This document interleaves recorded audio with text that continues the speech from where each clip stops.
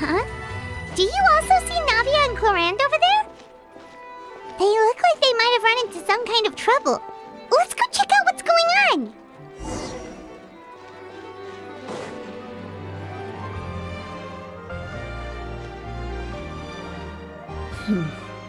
Still no dice?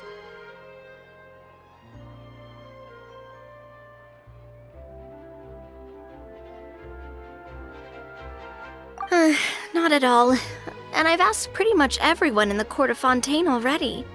Lynette's ears drooped as soon as she heard that we'd have to be out and about for days on end. And Fremine, he hid himself under his helmet as soon as he realized there'd be people around that he didn't know. What about Chiori and Charlotte? I feel like both of them would be more than up to it. I've asked them already, but they're both pretty busy right now. I just gave the members of the Spina a few days off, too, so I don't want to bother them either. This is getting pretty difficult. Navia, clorinde, what's up?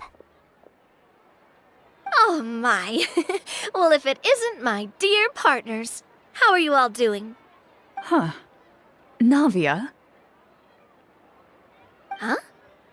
Oh, you mean... Yep, this is our chance.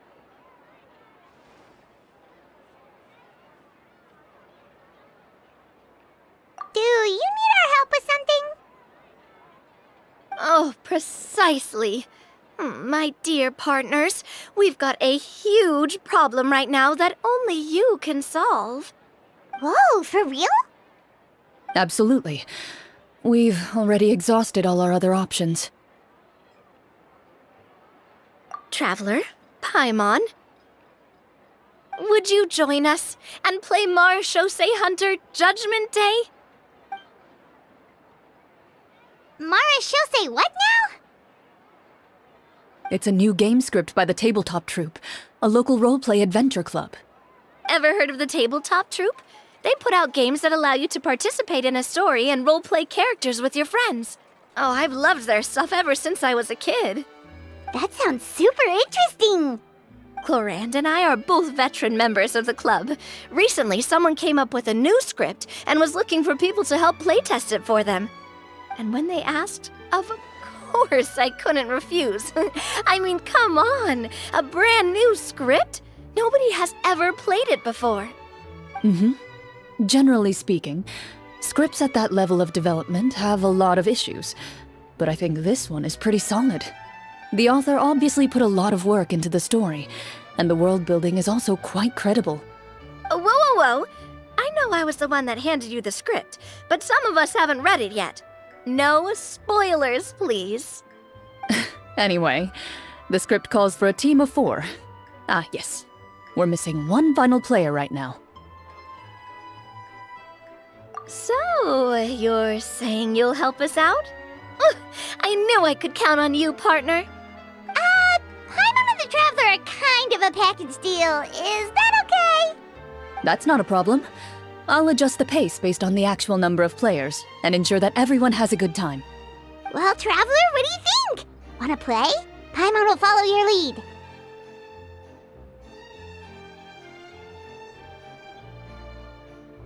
Well, that solves our problem. You have our thanks. Woohoo!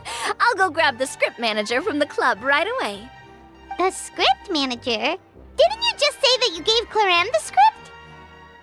The club introduced a completely new kind of gameplay for the script. In this iteration, the Game Master's version of the script is incomplete. The script manager provides the next part of the script only after players have completed the current list of objectives.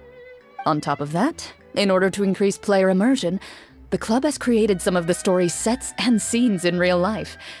We'll only know where we should go once the script manager reveals the starting location. Wow, you're right! Whoever wrote this script really did put in a lot of work. And it's got a real healthy amount of suspense, right? I mean, even the GM doesn't know how the story will end. I look forward to experiencing it with you all. Why don't you go meet up with the others first? They should all be waiting at Chioria Boutique.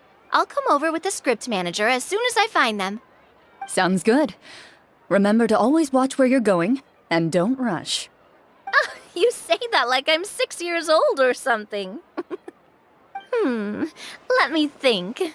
What kind of character should I play this time? I just hope you'll pick up some useful skills this time. Oh, and stop trying to persuade every animal you come across.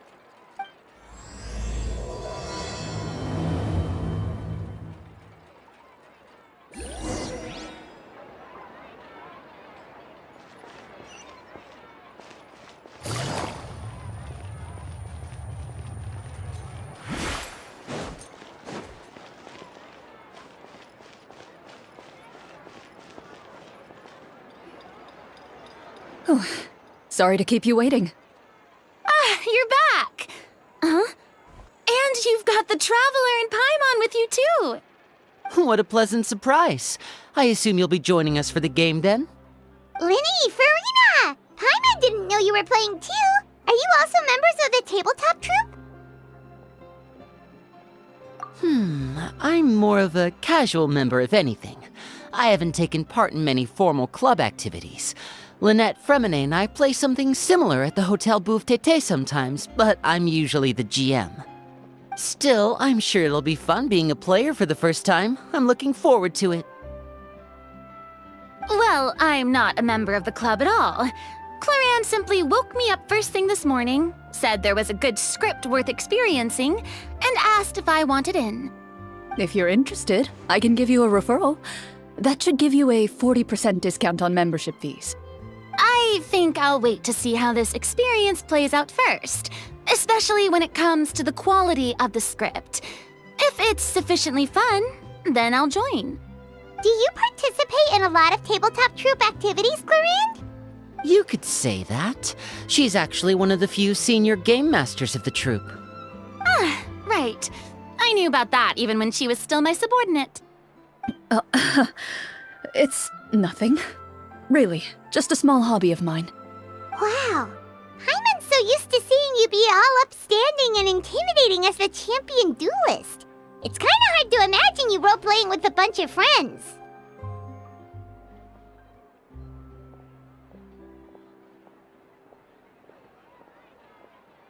Surely you jest.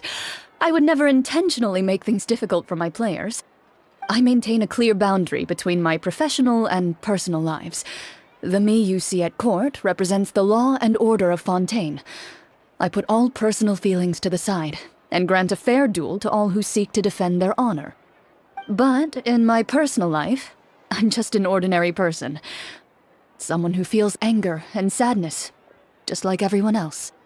Well, you say that, but for all the time I've known you, I don't think I've ever seen you cry. I've seen you get angry, sure, but now I'm wondering whether you were actually mad or if it just looked that way from the outside. I was probably in work mode during those times. Is that so? Well, in any case, I just feel like even in your personal life, you don't get emotional very often. So you want to see me cry? That might be a little difficult. A show of anger, though, that might be something I could accomplish. No, that's not what I meant.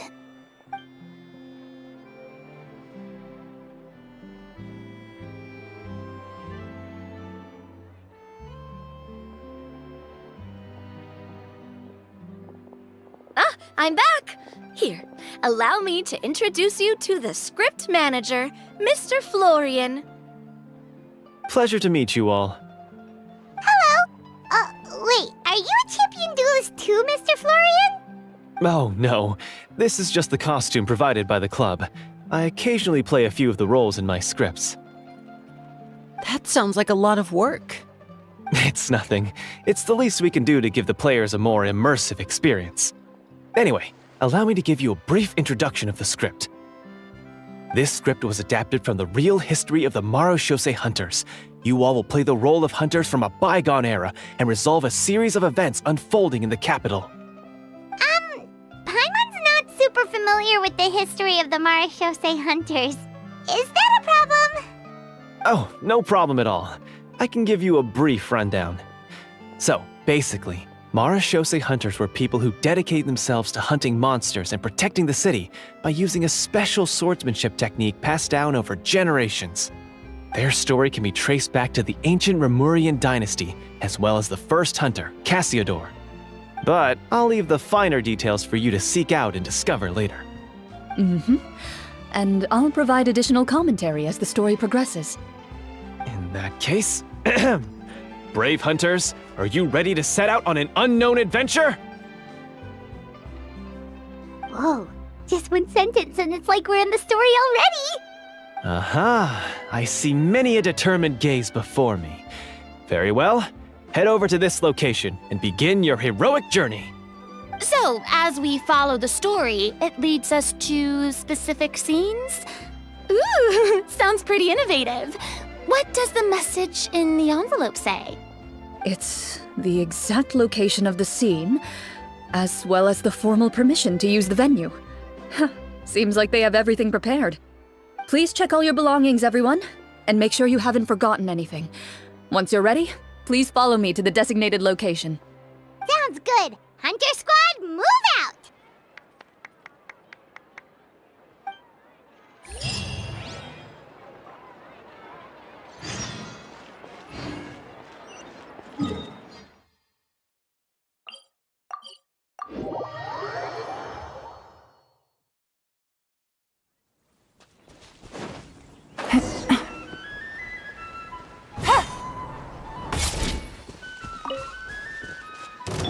Strike a pose! Yeah! Skyward! Ha! Cha! Ra! Ha!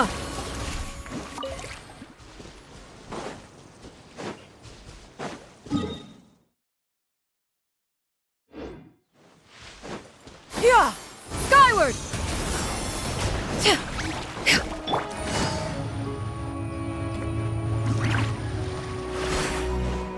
Gotcha.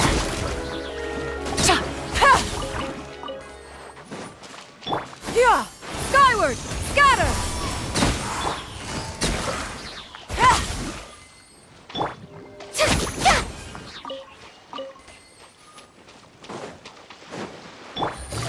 Quietly now.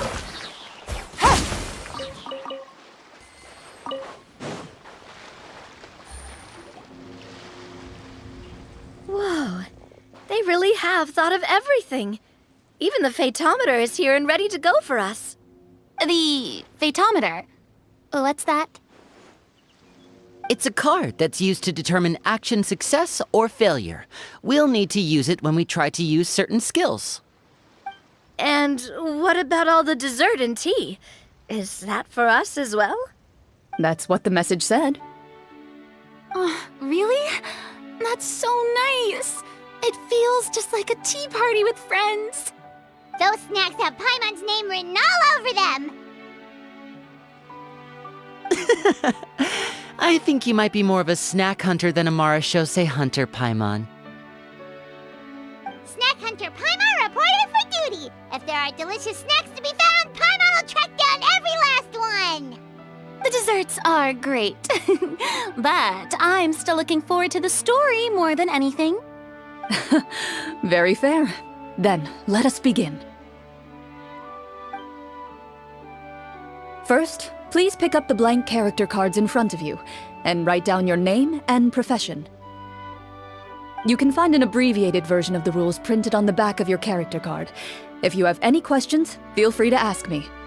In this story, everyone is a Marashose hunter.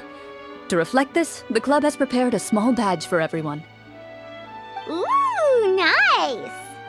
As hunters, you have proficiency in swordsmanship and fighting by default, so there's no need to allocate any additional skill points to those areas. Swordsmanship? So there's a fighting part to all of this? Paimon's not sure she can do all that on her own. Maybe Paimon can just stick with you? Why don't you share a character card then?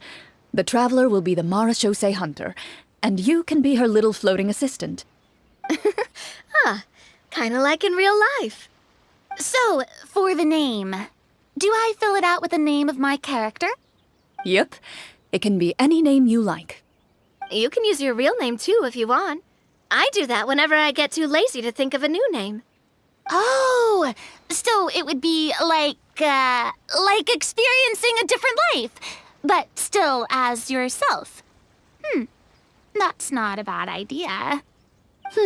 In that case, I think I'll continue to use the name Linny then. Next up is the skill sheet. You have a limited amount of skill points that you can use to learn a number of skills. The more points you invest in a particular skill, the easier it will be to pass associated checks. I'll take persuasion and investigation. Those are must-haves when it comes to missions like these. Oh, those skills sound like they'd be useful for gathering intelligence. Good idea, Navia. Just as expected of a veteran player. So should we also take those skills then? Not necessarily. Since we're working together as a team, we could leave the negotiations to Navia and use our skill points to pick up other useful skills. For example, I think I'll take stealth and sleight of hand. That will give us more options if we run into any situations we can't negotiate our way out of. Oh, interesting. I wasn't thinking about it like that. I suppose it's not so different from an acting troupe. Everyone has their own role to play. Let me see. I'll take arts and performance.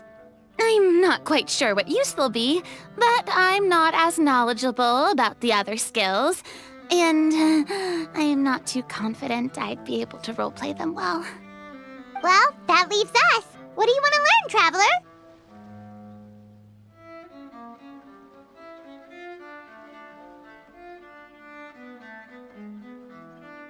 Oh, something that'll help you get a read on other people's thoughts. Sounds useful.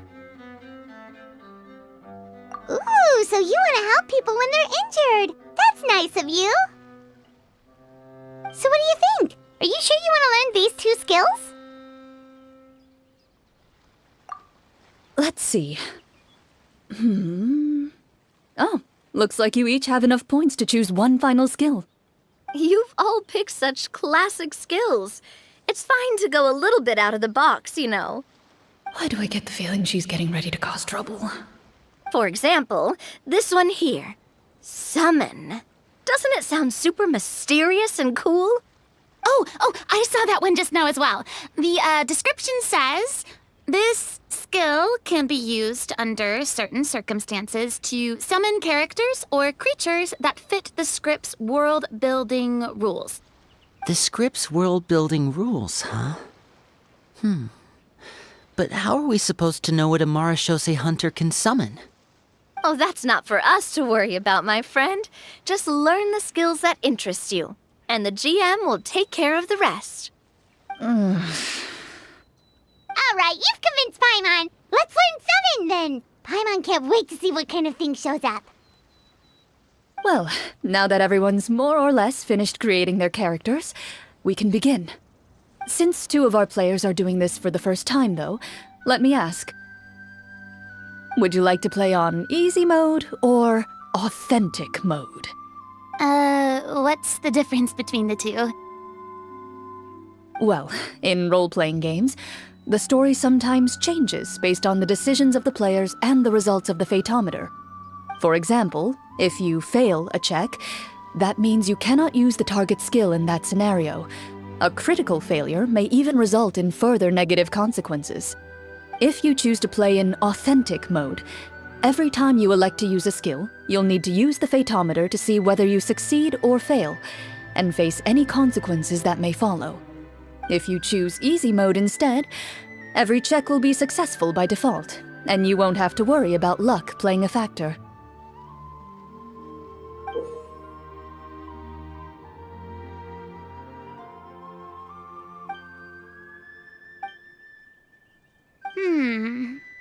Given that I'd like to focus on the story, I suppose I should pick easy mode. I'd feel bad if I brought the team down by failing my checks. Huh? Oh, come on. Don't worry about that. RNG is the lifeblood of role-playing games. I'm going with authentic mode for sure. Never knowing what you might have to overcome. Ugh, doesn't that sound exciting? I'd rather be mentally prepared for what might happen. All right, then I'll mark down Farina for easy mode. All her checks will be successful by default. As usual, Navia and Linny will play on authentic mode. What about you, dear partner? How would you like to play? Are you sure? Trust me, you'll see the beauty of RNG. Honestly, I don't think clorinde would make things too difficult for us no matter what the phaetometer says. Isn't that right, clorinde? No promises. That wasn't super reassuring. Well, anyway, enough talk. Let's get started. I want to experience at least a good chunk of the story today. Speaking of the story, why is the beginning scene on a beach? Well, that's because... a long time ago, back when human civilization was still in its infancy, powerful demons and evil sorcerers ruled over the land.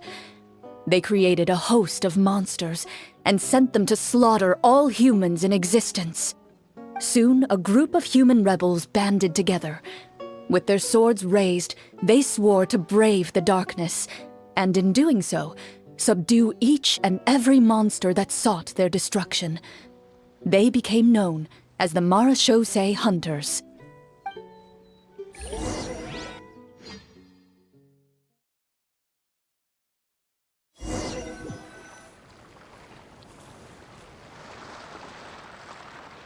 Sometime later, as a member of the Marachose Hunters, you receive a commission. Following the address provided on the message, you take a boat and arrive at this strange city. As you inhale, you can taste the slightly salty air of the docks as you begin to survey your surroundings. There aren't many people in the vicinity, but you do take note of a few others who, like you, seem to be sizing up this place. Your eyes meet, and you realize these people are fellow Marachose hunters, likely led to this location after receiving the same commission as you. You're all Marachose hunters too, right? Allow me to introduce myself. The name's Navia, monster hunter by trade and helpful neighborhood businesswoman on the side. What say you to traveling together? We can help each other out on the road. Okay, count me in. My name is Linny. I've been wandering since I was little and picked up a few less than legal tricks along the way.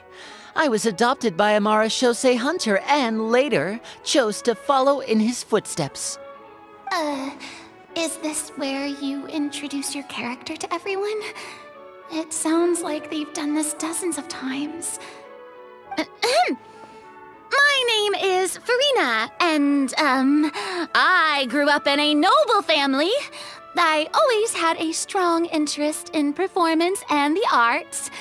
Even though I'm a Marachose hunter, what I really want is to be a performing artiste. Hey, that's really cool. You can do it, Farina. That's exactly how it's done. Paimon is Paimon, a good friend and companion to this Marachose hunter right here. I've been studying medicine ever since I was a child. I want to do my part to eradicate these monsters and use what I've learned to heal others. Oh, welcome, welcome. When we face the monsters, I'll make sure to charge in front to give everyone some cover. You can take care of the healing at the back. You open your envelopes at the same time. The message reads, "To the honorable and trustworthy Marachose hunters, Our kingdom is currently facing a grave crisis. The lands outside the capital have been overtaken by monsters, and our people are being led astray by forces of wickedness. We beseech you, please help us resolve this crisis and return peace and stability to our home. Huh. The layout of this city looks super familiar. It kind of reminds Paimon of Mondstadt! The scriptwriter must have used a real-world city as a reference when coming up with the map. As experienced hunters, the layout of the city reminds you of places once traveled. You recall the sight of tree-lined streets and the gentle tranquility of days gone by. Yet, as you regard the city in front of you, it appears to be little more than an empty shell. Its hollow gates are open to you, beckoning you to come forth and bring salvation back to the town. I carefully read every line of the letter and turn my attention to the signatures at the bottom. Who issued this commission to us? You see a long string of unfamiliar names. It would seem that many of the residents of the city issued this commission together. They sensed that things were not right within the kingdom and sent a distress signal to the outside world. In that case, why don't we take a walk around the city and see if we can learn anything from the local residents? Oh, good idea. We might be able to get some leads on the monsters and bad guys we're after. You look up and see a tavern nearby. It appears to be open for the day. Why don't we go check out that tavern? If the novels I've read are anything to go by, taverns are usually full of information.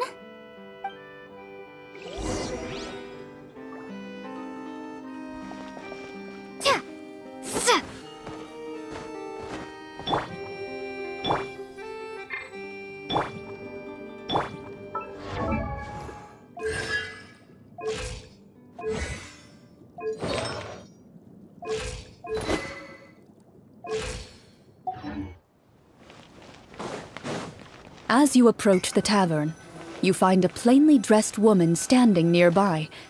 She appears to be rather troubled about something.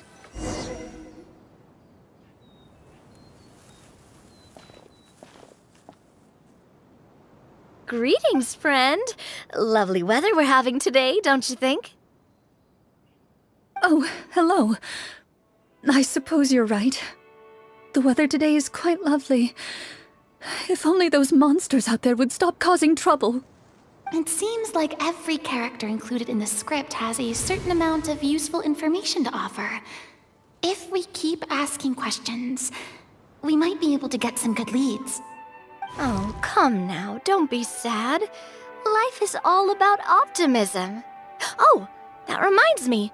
What did you have for breakfast this morning? Huh? I don't think that's the kind of question we're supposed to ask. Nothing turns a frown upside down like good food. How about some macarons? I could make you some. You didn't even take cooking as one of your skill proficiencies. That's not necessary, miss. Excuse me for saying this, but you don't really look like a chef. Besides, I'm not really a fan of sweets. So you're someone who barely smiles and doesn't like sweets. You're really starting to remind me of this one friend of mine. Hey! Did she just... me? Clorinde must have broke character for a second. This isn't getting us anywhere. Traveler, maybe you can think of something.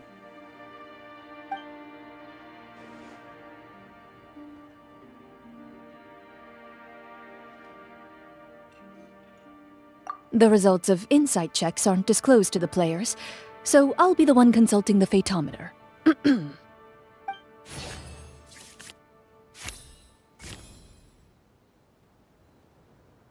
You recall all the lessons you've learned in your time and begin to carefully observe the woman's mannerisms.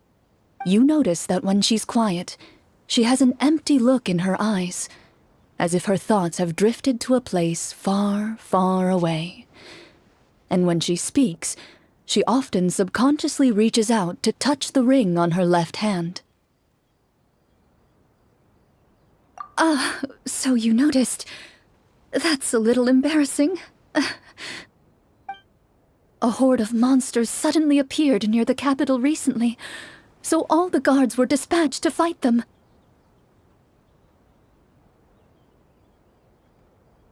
Do you remember when those monsters appeared? I'm not completely sure. All I know is that my husband was dispatched to fight them 3 days ago. Do you know where he was sent? It all happened so fast. When we said our goodbyes, he couldn't even tell me where they were sending him. You have our thanks, friend. We'll find and defeat those monsters as soon as possible. We sincerely hope your husband will be able to return to your side soon. Thank you. Don't worry. We'll find him. Just try to remain optimistic and wait for good news. We don't always get to choose what happens to us. But we do get to choose the little things, like what we eat and how we respond to the things life throws our way. I hope that one day, you too will recognize the power of something as small and inconsequential as a delicious dessert. I'll do my best. You bid farewell to the woman, and continue your journey further into the city.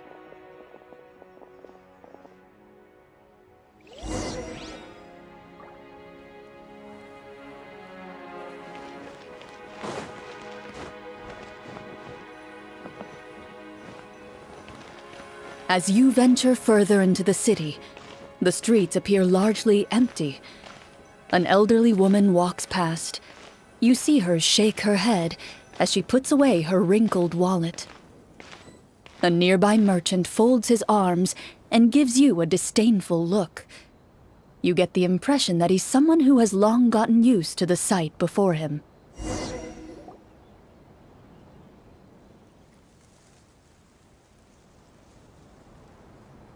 Although he doesn't seem very friendly, merchants are usually a good source of information, right?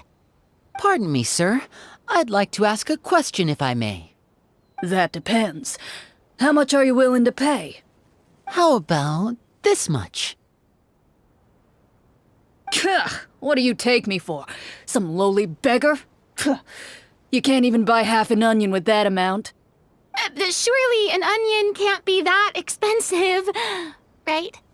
What do you know? War's nearly upon us. Everything costs several times what it did before. If you're not gonna buy anything, then scram. Whoa, what a nasty guy. Maybe we shouldn't even bother talking to him. But he still might have information we need. Traveler, can you think of something? A performance? I've never played a role-playing game like this before, but even I can tell that suggestion is pretty far-fetched. Is a performance check really going to help here? All right. Ahem. By the harbor's grace, a lone boat lies in rest. Let the moon give chase, for here begins our quest. In the dark of shadow, our heroes seek to find where creatures born of evil weave their grand design. Blocked the road does stand, such is our hunter's plight. Yet with sword and courage in hand, they march forth to pierce the night.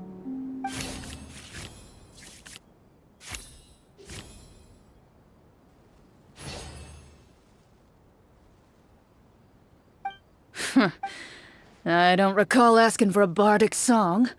Don't expect me to give you any coin. But if you meant what you sang, and you are indeed some kind of hunter, then by all means, please, go out and kill those monsters for us. Those monsters are camped outside the city, and they've been destroying all our trade routes. We have limited reserves within the city, so if this continues, we're all gonna be in big trouble. Wait, you're saying no one has put a plan in place to distribute supplies or maintain order? We could all starve and those nobles in the palace wouldn't even break a sweat.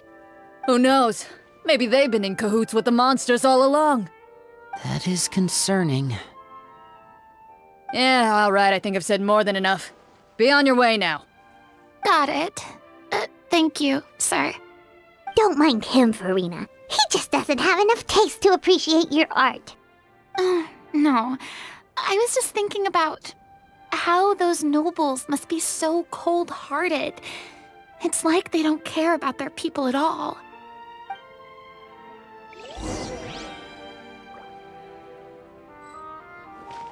Should we try to go somewhere with more people?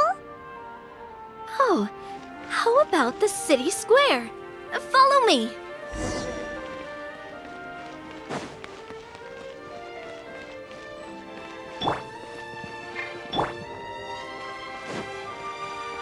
Before you lies the city's central square.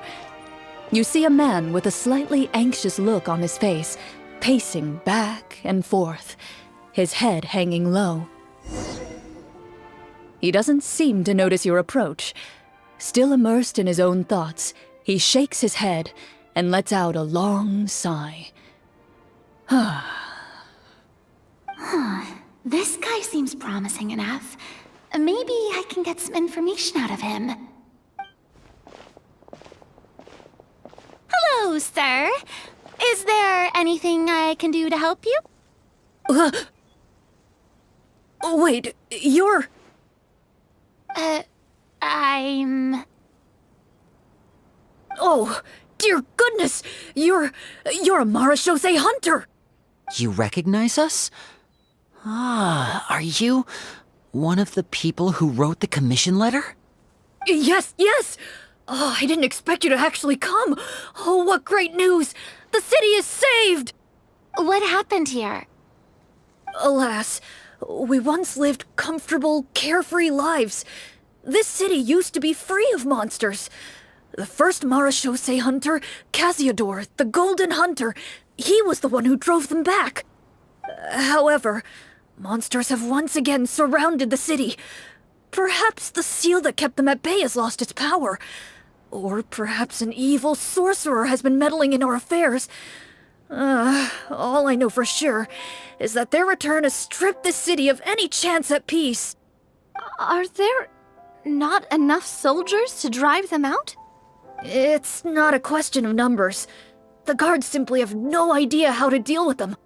Most people my age have never even seen one of the monsters, much less been trained to fight against them. What's worse, many of us don't even know the history of the Marashose hunters anymore. When I was a child, though, my grandfather would tell me stories about how the Marashose hunters drove back the monsters. So, on the off chance that something might come of it, I decided to reach out to you. To be perfectly honest, I was starting to think all those stories were just tall tales.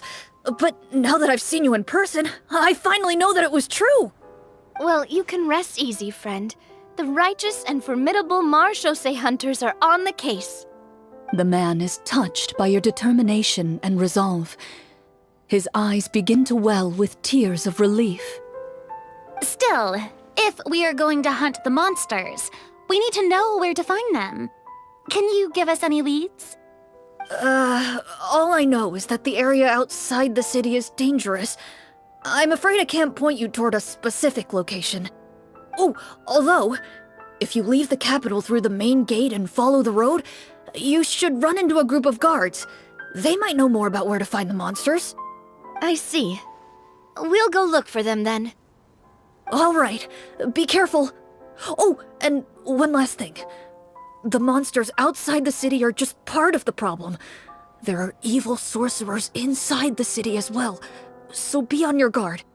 They're actively working with the monsters, and have corrupted the court ministers with malicious magic.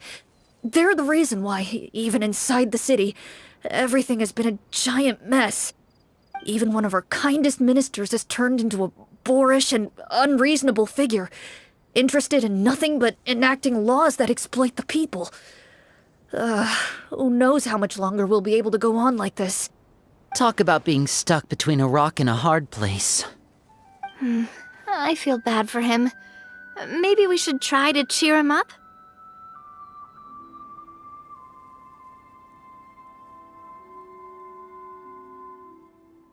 Huh? Like, now?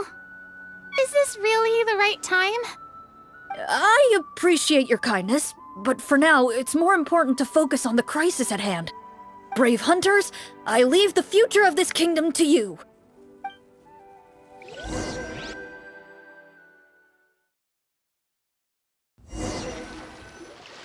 If I understood correctly, there are currently 2 problems in the kingdom that need solving, right? Exactly. We need to defeat the monsters outside the city and take down the evil sorcerer stirring up trouble from within. But which problem should we tackle first? Well, this seems like a good moment for a break. Take some time and discuss what you want to do. Let me know when you've made your decision. I really didn't expect the people in the city to keep us at arm's length like that. I totally thought the hunters would be treated like heroes. Well, Clorinde said the script took cues from the real history of Fontaine, right? Maybe the real-life Marachose hunters were also treated like that. I wouldn't say it's a perfect representation of history, but there are definitely some similarities. Would you like to hear more about it? Sure. As long as it doesn't spoil anything in the script. You brought up bits and pieces of the hunter's history before, but it was all in passing. Paimon wants to know too! The hunters were super powerful, right?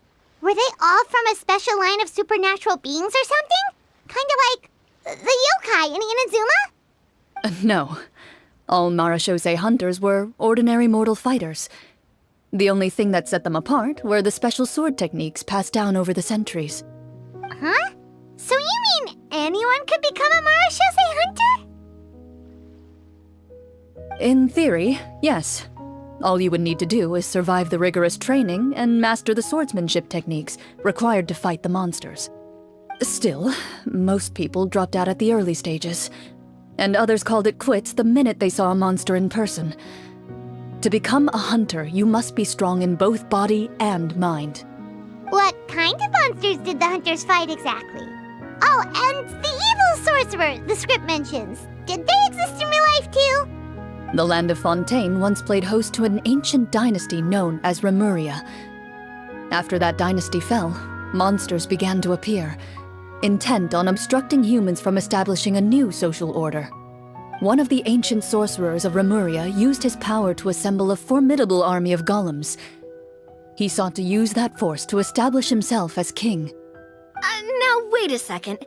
Don't tell me that guy was the inspiration for the evil sorcerer in the script. We still haven't found any in-game information on him yet. So, why don't you talk about someone else for now? Well, I wasn't planning on going into anything you might be able to find out in the game. But if you want me to talk about something else, then... How about Casiodor, the Golden Hunter? Or Egeria, the ex-Hydro Archon? Wait, but those people are all from a super long time ago. Where did you learn all this, Clorinde? From my master. By master, you mean Miss Petronia? Someone you know? Absolutely. Miss Petronia and my father were good friends. Back in the day, she would often bring Clorinde over to play, but then... Let's not get off topic. Anyway, back to what I was saying. Responding to Egeria's call, a number of warriors followed Casiodor into battle against the monsters. This group of warriors, under Casiodor's leadership, became known as the Marachose Hunters. Yet, as Fontaine entered an era of peace, their work gradually became obsolete. The Marachose Phantom, originally an association made up of hunters, eventually came to be predominantly comprised of Melusines. Ah, I see. That explains why most of the people in the script have forgotten the hunters or think of them as nothing more than a legend. Is that really a bad thing, though? It can get tough always being the one shouldering everyone's expectations. Depends on who you ask, I suppose. If the name of the organization no longer commands respect, investigative work is bound to suffer. Speaking of investigations, which problem should we tackle first? Monsters or evil sorcerer? I vote monsters. That's the main duty of the hunters, right? We can come back to the sorcerer later. Well said, Miss Farina. Plus, if the sorcerers really are the masterminds behind this whole thing, defeating the monsters could give us some clues on their intentions as well. What about you, partner? What do you think?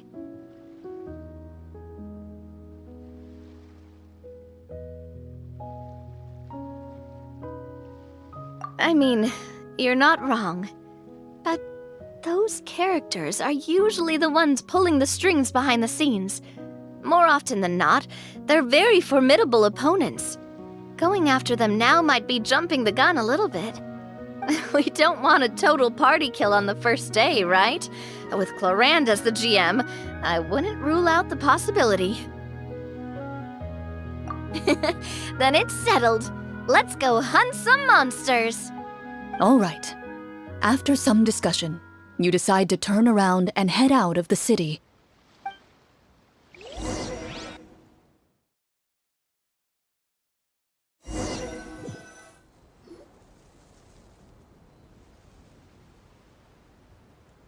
Let's take a look around, like that guy said. You there! Outsiders, halt! Who's there? An armored man approaches you.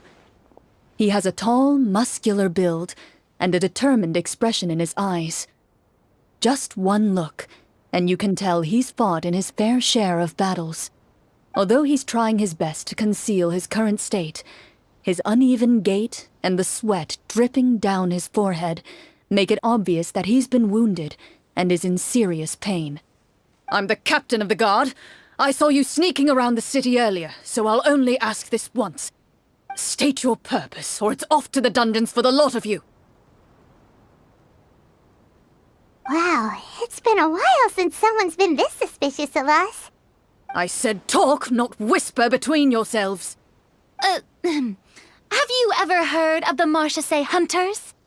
Marachose hunters? Ha! That fairy tale, you mean? What, you expect me to believe you're one of them?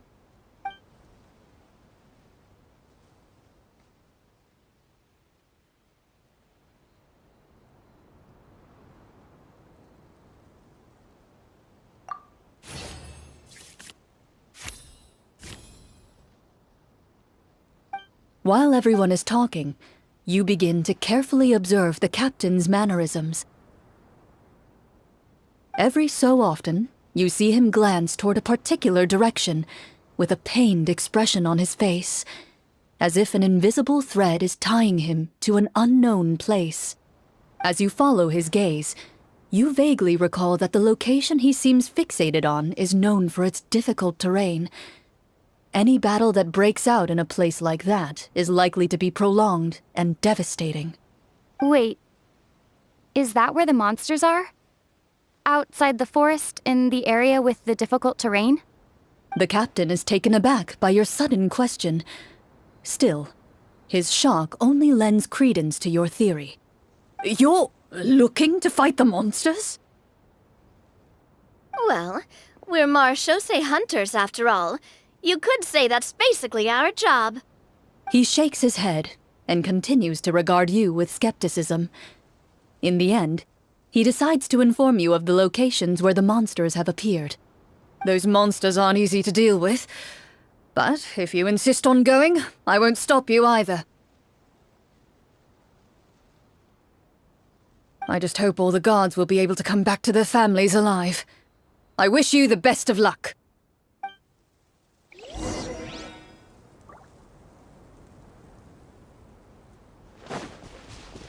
Based on what the captain said, the monsters should be right up ahead. Let's go. Hopefully we're not too late.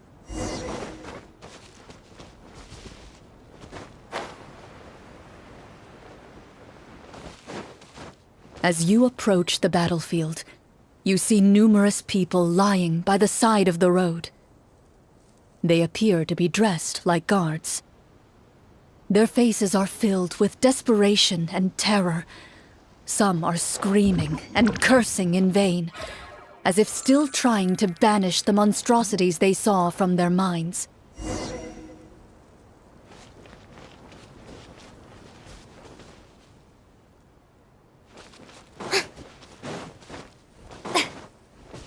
A few of the wounded look up at you in shock and disbelief. "Quick, leave this place! Turn around and don't look back!" they yell.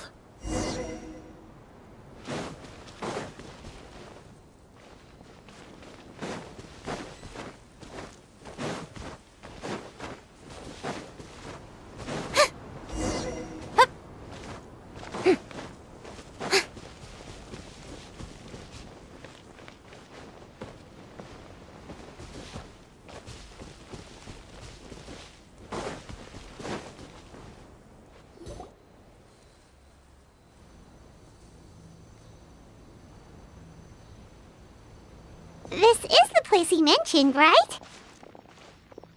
You see broken iron swords scattered all around you, and downed trees riddled with terrifying claw marks. All the signs point to one thing. A truly devastating battle just took place here. Be on your guard, everyone. The monsters might still be around. Before you can finish your sentence, you hear rustling sounds from the surrounding bushes.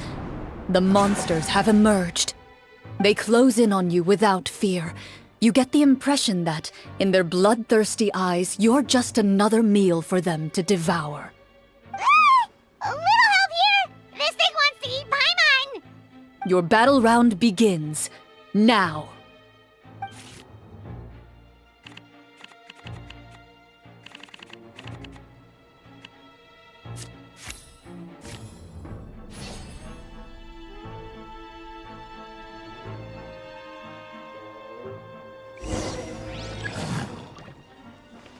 Shower me with tech! A proper send-off! From the Spina with love. Ha! Wipe out! Step right up! The next battle round begins now. Umbrella warfare, I guess! Hiya! Ah! Feeling lucky? Nah, nah! The monsters let out a terrifying roar of anger and resentment before dissipating into thin air. Oh, thank goodness it's over. We're lucky the Marashose Hunter class came with all those preset skill points. Otherwise, we would have been in some real trouble. I never knew the phytometer even determines the amount of damage you inflict. If you get unlucky, isn't it just game over right then and there? That's part of the fun. The uncertainty of fate is what gives these games their appeal. Just as you begin to celebrate your victory, a suspicious lump on the ground catches your attention. A suspicious lump. Wait, could it be the thing that appears after every battle? I walk up to it, crouch down, and begin to carefully examine it. I've still got my right glove on, so it should be fine for me to touch it, right? As you investigate the mound, you discover that the exposed portion appears to be made of wood. It was previously obscured by the large form of the monsters. With the monsters gone, the small protrusion now awaits your discovery, poking out of the ground like a shy flower bud. Whoa, it's a treasure chest!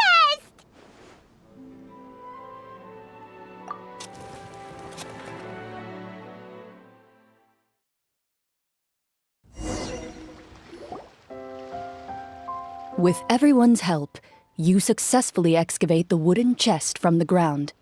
Even without opening it, you can tell from the mora and jewels scattered around the chest that it must contain quite the fortune. Makes sense. We worked hard for this. Let's open it and we can share what's inside. I can understand your excitement, Paimon, but think about it. Doesn't it seem like there are people out there who need this treasure more than us? Yeah. Think about all the people suffering in the capital, or all those guards who got hurt fighting the monsters. Wouldn't it be better if we gave the treasure to them? Wait, is that how it works? Paimon thought since we were the ones to dig it up, we could just take it for ourselves. Well, let's put it this way. Any decision you make during a role-playing game can impact the future course of the story. But would the people really believe us? It's hard enough for us to prove we're Marchese hunters. What if they think we procured the treasure illegally? They might get even more suspicious of us. That's definitely something we should consider. Maybe we can come up with an explanation in advance. Well, if donating it could cause that much trouble, why don't we use it to buy some gear and fill up on good food? Then we'll be ready to fight even more bad guys. Looks like you're facing a difficult choice once again. Well, it's getting late. Why don't we call it a day for now? Wow, where did the time go? I'm not sure if it's because I'm having so much fun with you all or because the story is particularly enticing, but I feel like I could almost keep going. Here, here. Ooh, how about we play through the night? I'm not sure I'll have enough energy for that. Yeah, that won't work for me either. Lynette will give me an earful if I get home too late. I understand how you feel, Navia, but we have to change venues for the next part of the story anyway. Huh? Another location? Mm-hmm. There's a special note for the GM at the end of this section that says to proceed to an indoor set for the next part of the script. Whoa, they really pulled out all the stops for this new script. Well, even if we end the game for the day, we can still stay a little longer and hear Clorinde finish her story, right? Paimon wants to hear more about the history of the hunters. Something tells me you just want to finish the free desserts before we break for the day. That's just a coincidence, okay? Besides, to Paimon, not finishing free food feels even worse than having to buy her own. And anyway, Paimon really does want to hear more about Clorinde's master. Well...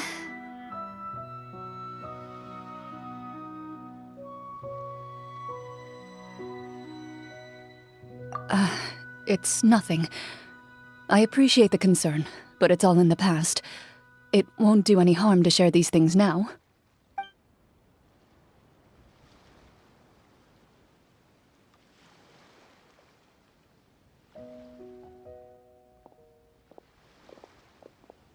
My earliest memories are of living with Master. According to her, she saved me from certain people of ill repute.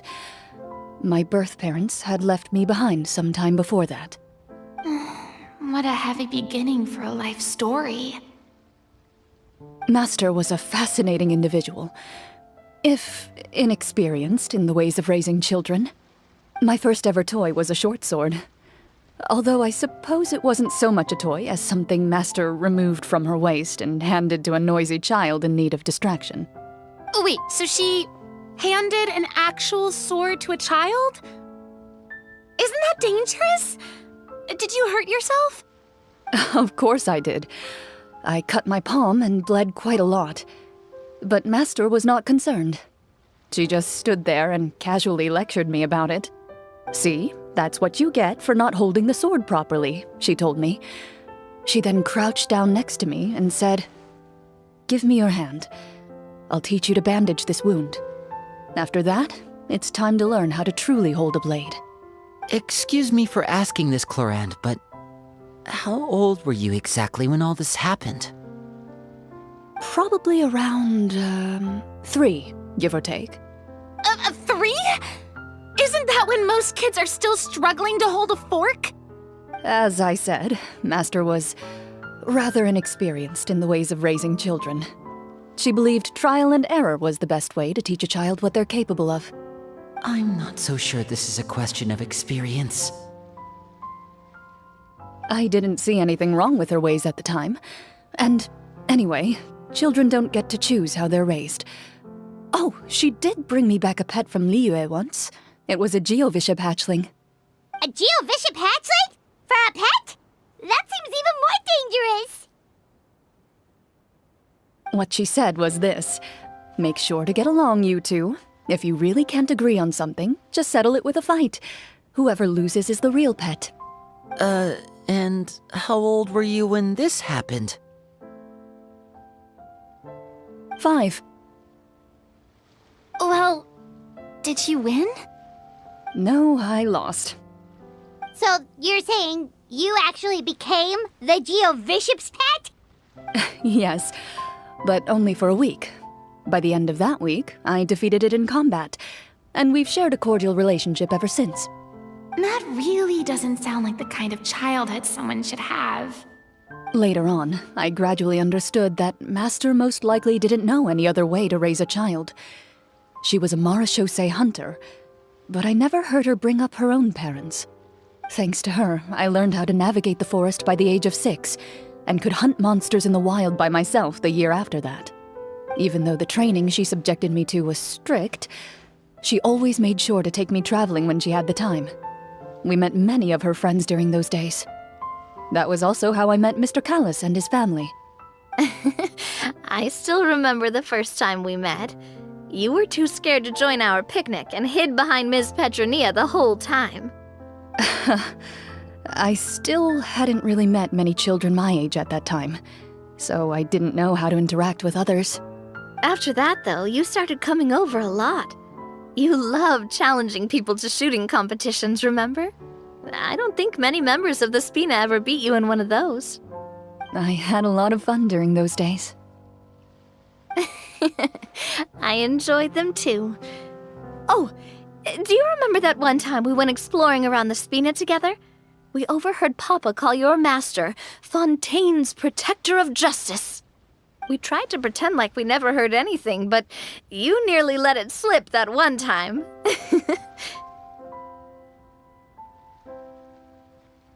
Protector of Justice. Oh, wait, you mean that vigilante hero from 20 years ago? The one who is always active at night? Yep, that would be her. She often would put on a black cloak and go out at night. I never knew where she went or what she was doing. Until, like Navia said, we overheard the truth from Mr. Callis that night. 20 years ago, huh? I still remember the guards leaving all kinds of witness reports about her on Nervalette's desk. My apologies. Oh, there's no need to apologize. You had nothing to do with it.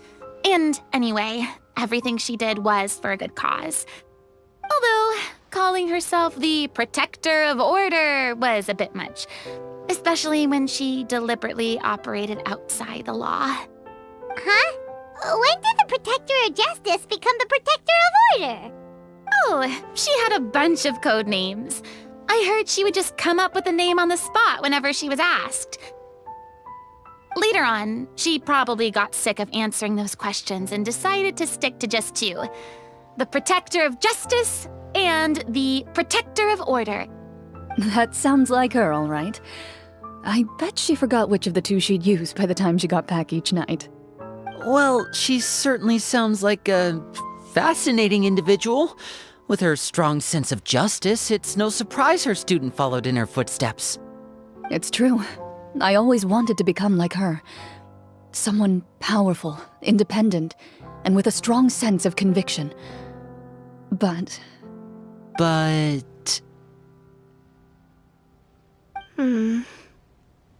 She suddenly disappeared the night I turned 10 years old. Disappeared? What happened? I have no idea. She didn't even leave a note. I was never able to find out where she went. That night, I was celebrating my birthday at Navia's house, but Master never came to pick me up. When I returned home on my own, it was to an empty house. When she still didn't appear after a few days, I went to Mr. Callis's house to ask about her whereabouts, but he only shook his head. Papa probably didn't know either. I know he sent a few people to investigate the matter in secret, but they never found any credible leads. Don't worry, I understand. To be perfectly honest, given Master's personality and way of doing things, it all made a lot of sense. If I had to guess, I'd say she probably used it as an opportunity to force me to become independent. Just like how, when a litter of kittens reaches a certain age, the mother willingly leaves them behind. Were you upset, Clorinde?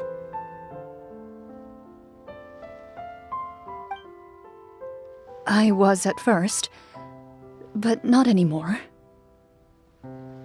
I don't believe Master would suddenly disappear for no reason. There must have been something she just had to do. Well, despite everything, you still managed to follow in her footsteps and become the greatest champion duelist in all of Fontaine.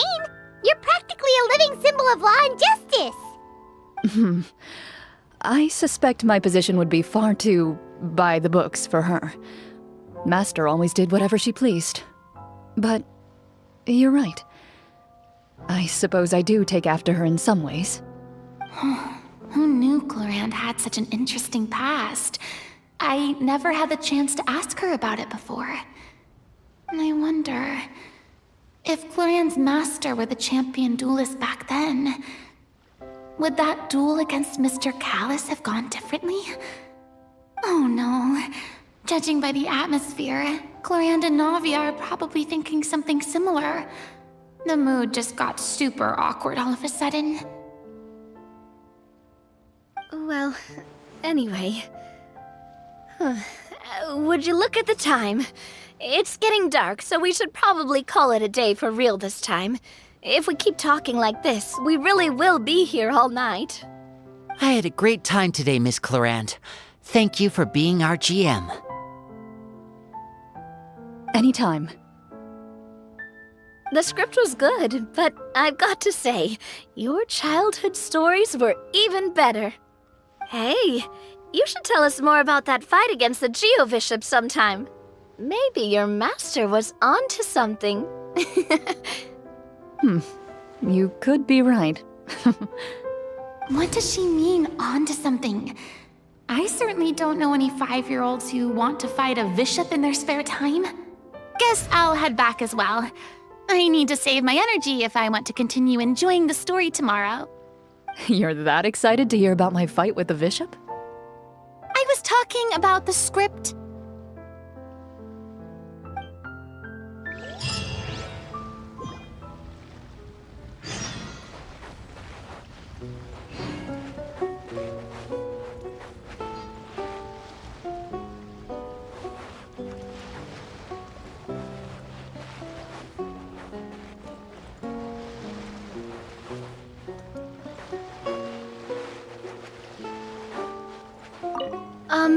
Just between the two of us, could you tell me what it was like to be the Geo-Bishop's pet? It was nothing special, really. Geo-Bishops don't understand the concept of a pet. So basically, it just headbutted me whenever I entered its territory. And that hurt? Yeah, it hurt. What, something you want to experience for yourself? Oh, I'm good. Thanks.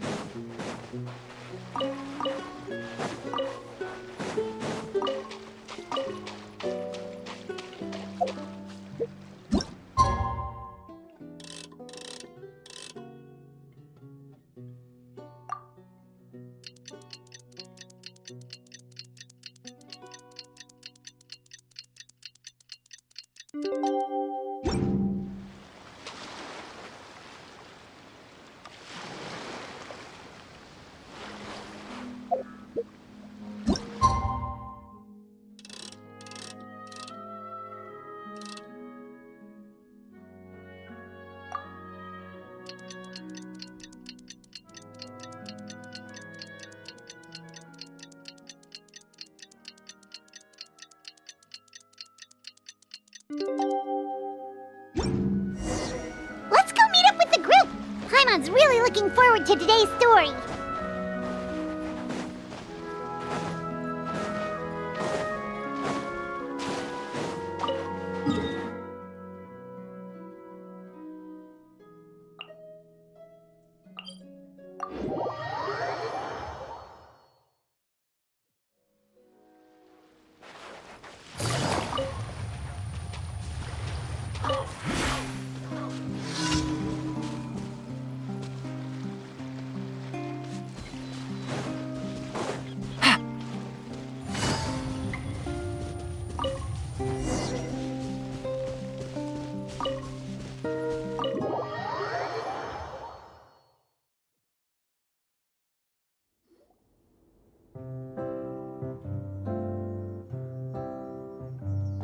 looks like everyone's here.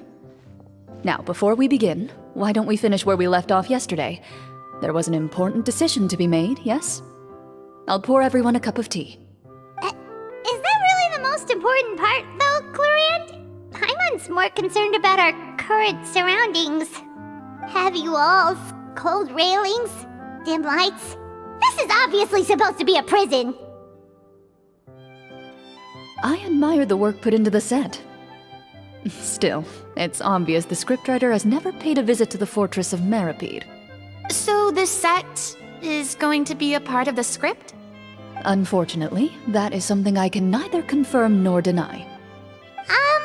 Anyone think Clorinde's smile is starting to look kinda scary? Well, whatever happens, we'll just have to push on. But first, we should really figure out what to do with this treasure. If we're worried about arousing suspicion because of our identity, why don't we give ourselves a different name, just like Clorinde's master did? Yeah, it might be better to keep a low profile. As long as we're helping people, it doesn't matter who we are or what we're called. Staring at me won't get you anywhere. Or did you want some more tea? Oh, Paimon's good. Thanks. Why aren't you saying anything, Navia? Wait, what's that next to you? Oh, this is the short sword Clorinde mentioned last night. I found it. Huh. I'm surprised you managed to track it down after all this time. Well, I made sure to take good care of it, considering the circumstances in which you gave it to me. Of course I had to keep it safe. Anyway, where were we? Oh, right. I was just thinking about all the potential ways for us to break out of prison. We could dig a tunnel, or try to bribe the guards. Wait, we haven't been thrown into prison yet, have we? Well, it's only a matter of time. It pays to be prepared. Just like how you should always have an umbrella on hand, even when it's sunny. All right, Paimon's made up her mind. Let's just give the treasure away.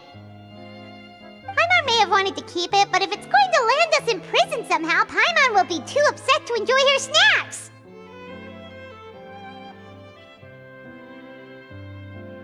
So, you reached an agreement? All right then, we can continue with the story. Oh, and we'll collect all the scattered pieces of treasure on the ground as well. All right. You collect the treasure and make your way back to the capital with your bag of loot in hand.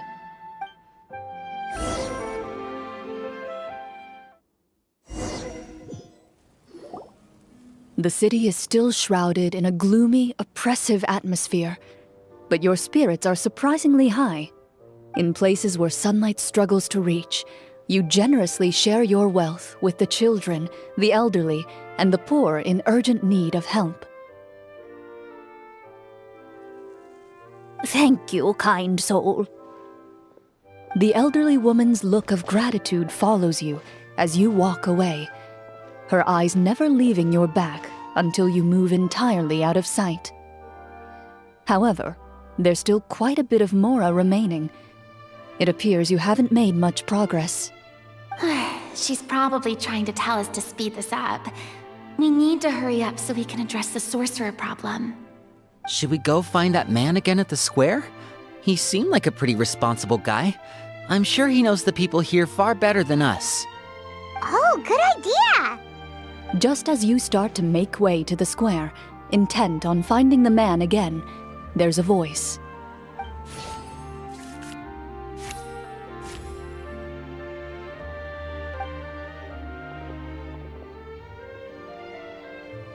Please wait, distinguished guests.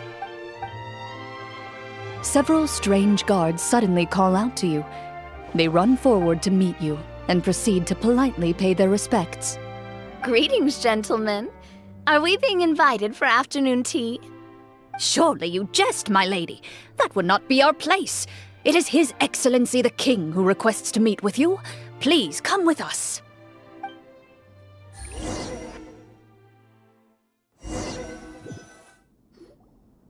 Do you think this could be a trap? Well, we have to investigate the court at some point, right? Meeting the king himself would be a fantastic opportunity to do that. I say we go for it. If something happens, we'll just turn the whole place upside down. That sounds a little intense. After a quick discussion, you nod to the guards and agree to follow. They lead you all the way to the audience hall of the palace. Gilded tables line both sides of the hall. The space itself is adorned with all manner of expensive antiques, glass shelves, and silver candlesticks. The items appear quite ordinary in size and dimension, yet their presence somehow makes the emptiness of the hall feel even more surreal and ominous. Wow, it's so luxurious! The elderly king, clad in a magnificent robe, sits upon the deep crimson throne before you. He wears above his head a majestic crown, with a gemstone the size of a bird's egg set right at the very front. As you observe it, you see a complex pattern of light reflect off its surface. Ahem!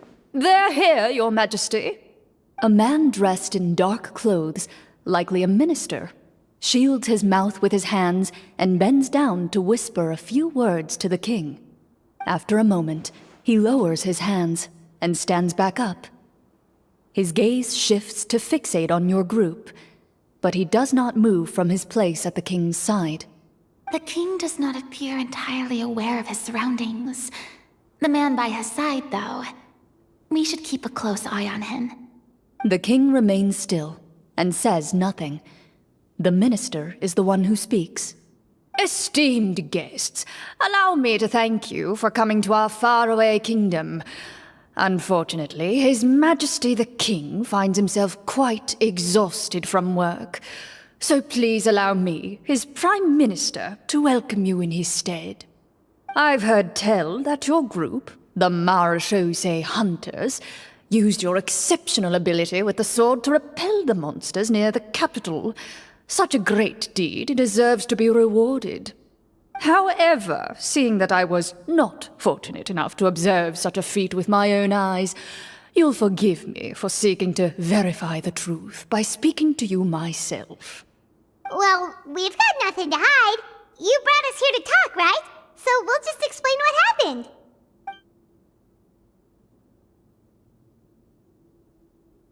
The golem's blades were so powerful, they could cut down trees in a single swipe.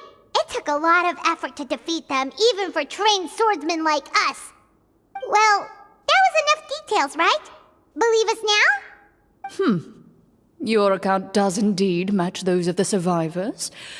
Since you were the ones who defeated the monsters, that must mean you are also in possession of the treasure they stole?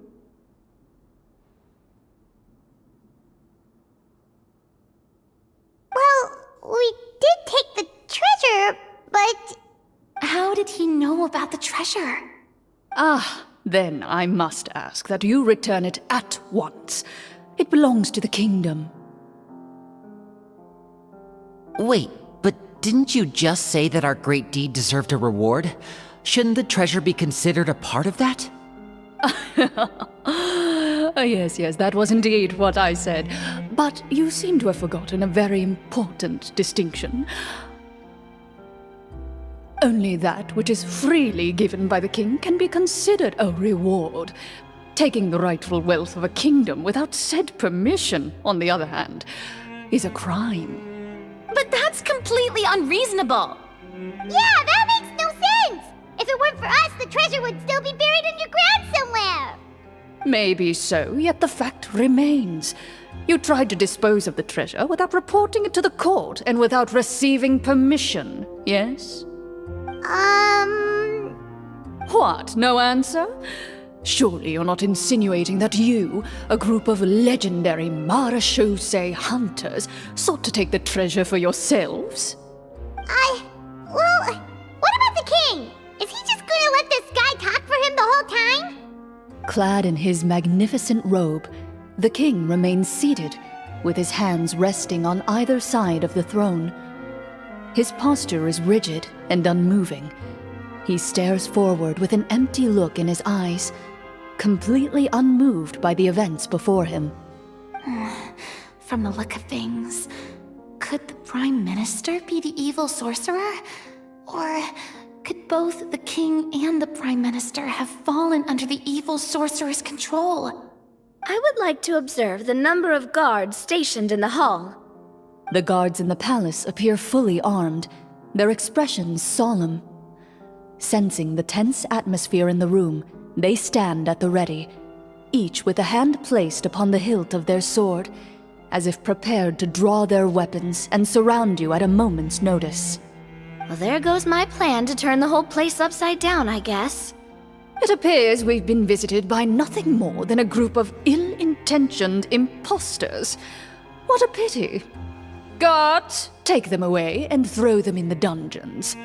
Before I decide your fate, however, I must first determine whether you have any accomplices outside the court. Can't we try to slip away? Or maybe start some kind of riot? But if we try to fight the guards right now...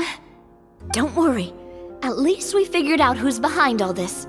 Let's just play it by ear. If you're scared, Paimon, just hold my hand. Aw, thanks, you guys. You allow yourself to be led away by guards surrounding you on both sides. It's only when you begin to feel drops of water falling from the dungeon ceiling and smell the stench of death and decay all around you that you finally realize you've stepped into a completely different world.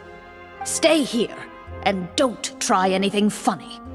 The guards lock the cell door and leave without looking back. Wait, sir! Your voice echoes through the dark hall, but the only response you receive is the sound of water dripping from the ceiling. No! What should we do now? Carve out a new path of fate with our own two hands, of course. I draw my weapon. You reach toward your waist, but find nothing there. You now recall that your weapons were confiscated before the guards locked you in the cell. The bag of treasure along with them. What about that knife I hid in my boot? When did you hide it in there? When I was thinking about digging a tunnel. Rejected. You failed to inform the GM of this course of action. Moreover, the guards would have conducted a thorough search before throwing you in prison. And the keys to the cell aren't anywhere to be seen? Correct. You don't even feel a lock hole on the cell door. Oh, well, there goes all our plans. Indeed. Huh? Why are you the one saying indeed? Because that statement holds true for me as well. This is where the script ends. What? But that's a terrible ending! Generally speaking, this should be the point where the scriptwriter gives the players some kind of hint, or gives the GM some kind of code for how to move forward. I mean, maybe they just really wanted us to be immersed in the feeling of being in prison? Like, they'll only show us the way out once we've grown truly and utterly desperate? That is a possibility. If only there were desserts and tea in real prison. Oh, wait, guess that's kind of how the Fortress of Meripede works if you're lucky. Oh, before I forget, Navia, the short sword you had with you earlier. I took a closer look, and the craftsmanship doesn't appear to resemble anything from this era. If I remember correctly, that style was last in vogue several hundred years ago. Wait, Clorinde said that sword used to belong to her master, right? Does that mean her master has been alive that long? I doubt it. The way she went about things often made her seem childish more than anything. I'd say the sword was most likely an heirloom passed down over time. Hang on. A precious heirloom passed down to you by your master. And you gave it to me just like that? You weren't worried I might lose it? Master left many things to me when she disappeared. There was the sword, an old key, and a good amount of junk she probably just didn't want to take with her. I gave you the sword back then, because I didn't want our friendship to end. Wait, when did this happen exactly? After the duel, between Mr. Callis and myself. Before that, Clorinde would have meals with us and even stay over at the Spina some days. She was on great terms with Papa as well. After the duel, though, there was a period of time where we simply didn't know how to face each other. She entrusted this sword to me, and never came back. We were both sad, and conflicted, and totally overthinking everything as a result. Whenever I looked at this sword, I couldn't help but wonder if Miss Petronia had never introduced us to each other at that picnic. Maybe part of the sadness I was feeling could have been avoided. Back then, it felt like I hadn't just lost a father, but a close friend as well. No one can change the past. The most important thing is that you two found your way back to each other and can enjoy things like this together. Yep, you're right. I'm sorry, you two. I didn't mean to bring up any sad memories. Think nothing of it. No one here is at fault.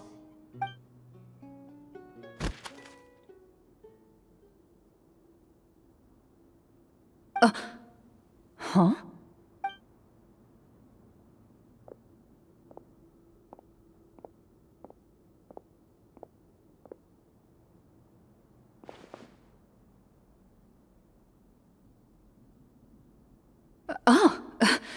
Looks like the next part of our script is here. Perfect timing. The situation was really starting to get desperate. And not just because of the prison thing. From Clarenne's face, Paimon really can't tell if it's good news or bad news.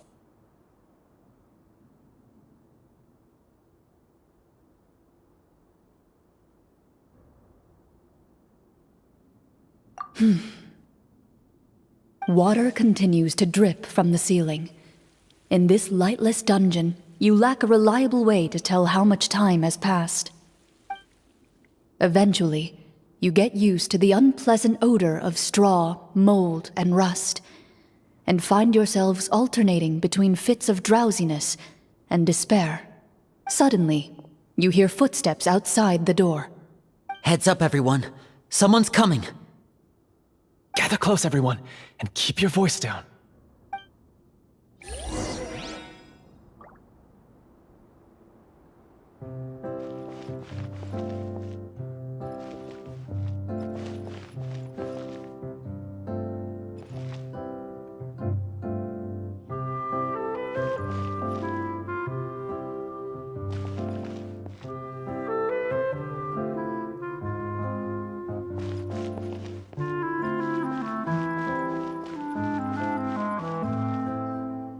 Who are you?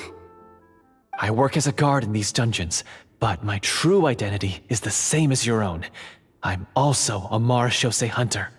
Huh? Shh! I've already sent away the other guards, but if we make too much noise... I understand, but how can we be sure we can trust you? The king has issued a formal decree. In light of the irrefutable proof of your crime, you're to be executed before tomorrow's sunrise. If you want to escape, it has to be now. Executed? We barely did anything! Monsters appearing at the same location as the treasure. Could this entire thing have been a trap? There will be time for speculation once we're out of here. As for my identity, I have no way to prove that to you just yet. Infiltrating the capital was difficult, and finding a chance to speak with you has taken a lot out of me. I could go on, but I think we can all agree that now is not the time for details.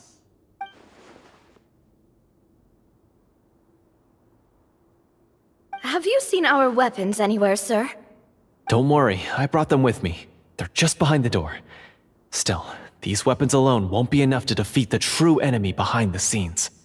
His faction is too powerful. The guards are all under his control, and he's even stationed a number of golems in various rooms throughout the palace. To defeat him, you must find a secret vault. It is said that within that vault, the Marechaussee hunters of the past left behind a treasure with the power to defeat the sorcerer. You're not coming with us? No, I'll remain in the dungeons to deal with the guards. I'll try my best to distract them so they don't go after you. As long as my identity is not revealed, I'll be able to aid you when the final battle comes. In that case, please stay safe. Thank you for your concern. I will do my utmost. As for the location of the vault, here, this map should lead you there.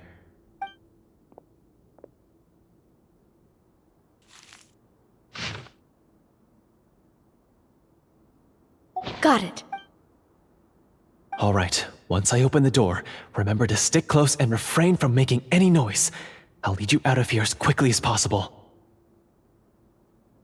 You now have the chance to restore the honor and legacy of the Mara Shosei Hunters. So please, get out there and reclaim what's ours. And be sure to exercise caution. With the help of the guard, you successfully escape the dungeons. Your sense of despair and anxiety both seem to fade as you continue your quest.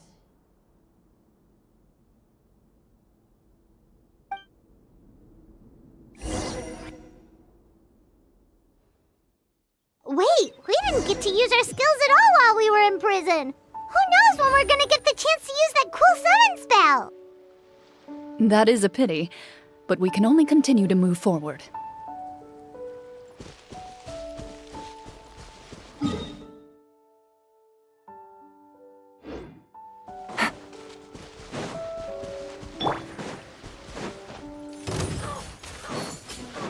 Yeah! Scatter!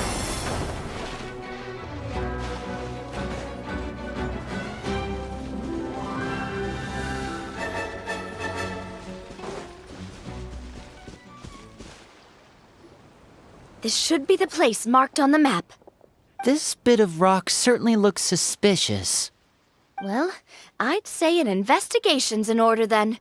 Plus, if all else fails, we can just blow it up. Wow, you really meant that! Before you lies a serene stretch of open water, its surface shimmering a brilliant shade of sapphire blue. Well, guess this means it's time for a swim!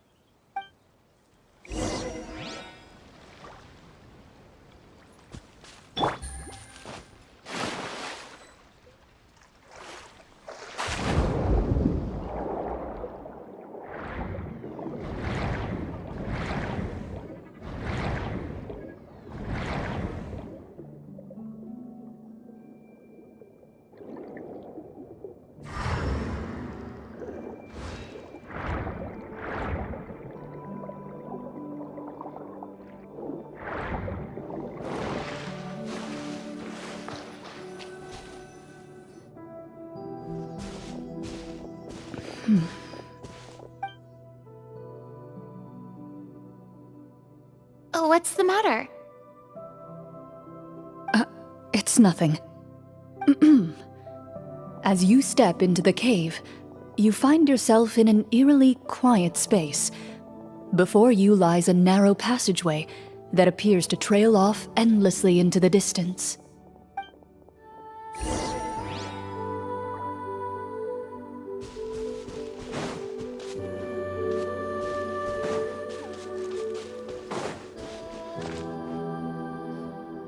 Wow, this must be where the treasure is hidden! But this door is blocking our way in. It almost looks like it's been here for quite some time. I've got to hand it to the tabletop troupe. They really went all out with the props. Huh. What have we got down here? A kind of mechanism connected to the door? Ah, it looks like we might have to arrange it into a certain pattern. A pattern on a stone door. That's something Master mentioned before. Is something wrong, Clorinde? After a long, difficult journey, you finally arrive at the location indicated by your map. It appears to be an ancient site of some sort, where treasure likely awaits. Your surroundings are exceedingly quiet and serene, as if the secret that slumbers here has never once been disturbed. If you listen closely, you can almost convince yourself you can hear the sound of its calm, gentle breathing.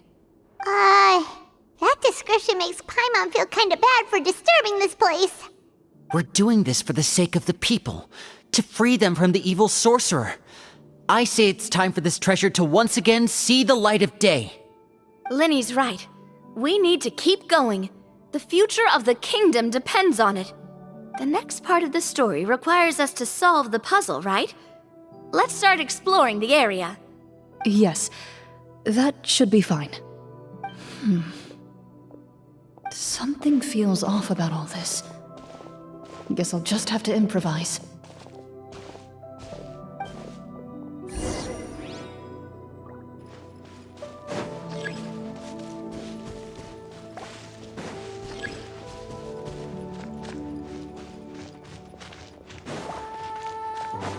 Take it easy.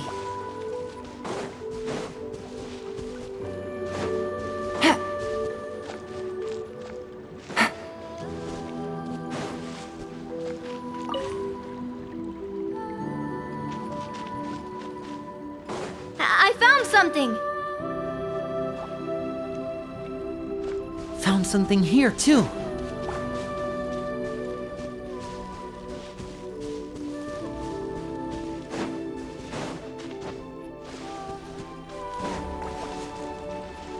Same here.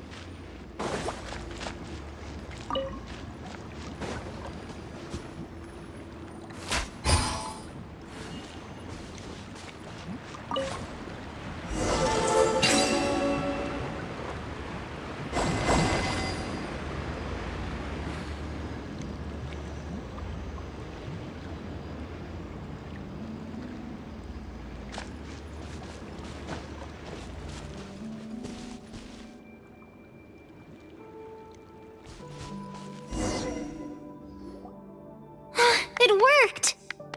Something just appeared. Some kind of new mechanism, maybe? By solving the puzzles, you prove yourselves worthy of inheriting the secrets of the past. At the end of each puzzle, you're rewarded with With? a key.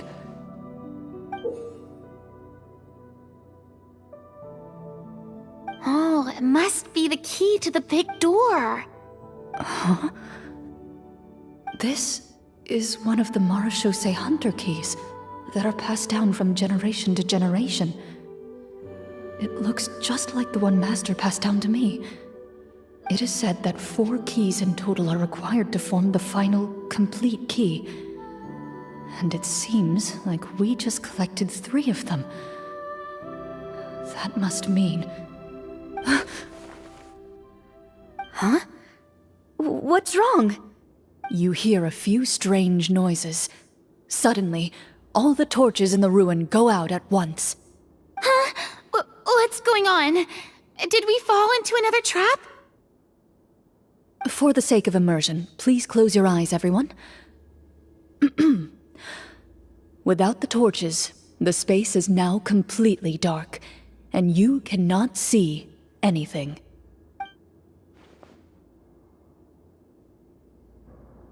But Paimon can still see a little bit over here. Oh, right, sorry. Suddenly, you hear the sound of footsteps pierce through the darkness. There's someone else here?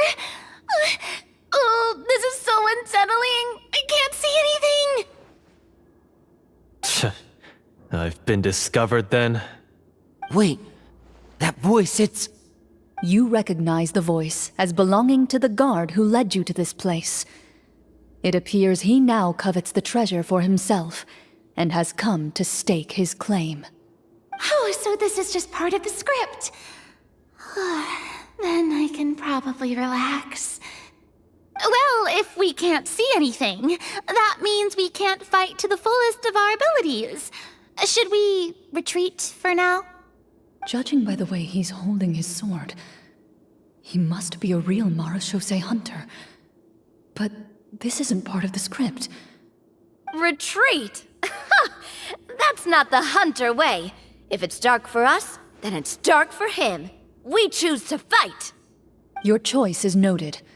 Please keep your eyes closed until I tell you the torches have been relit. This battle will be in the dark. You got it! Well then, let us begin.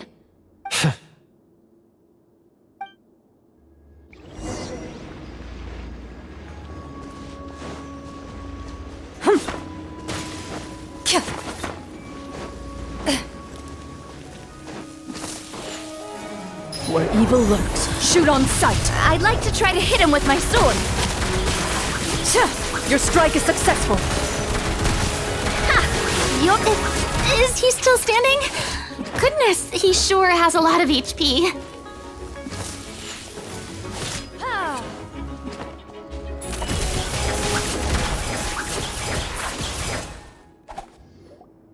Is it over? Can we open our eyes now? The enemy is strong and relentless, but the battle is nearing its end. The torches have not been relit. What about now? Final strike! Ha!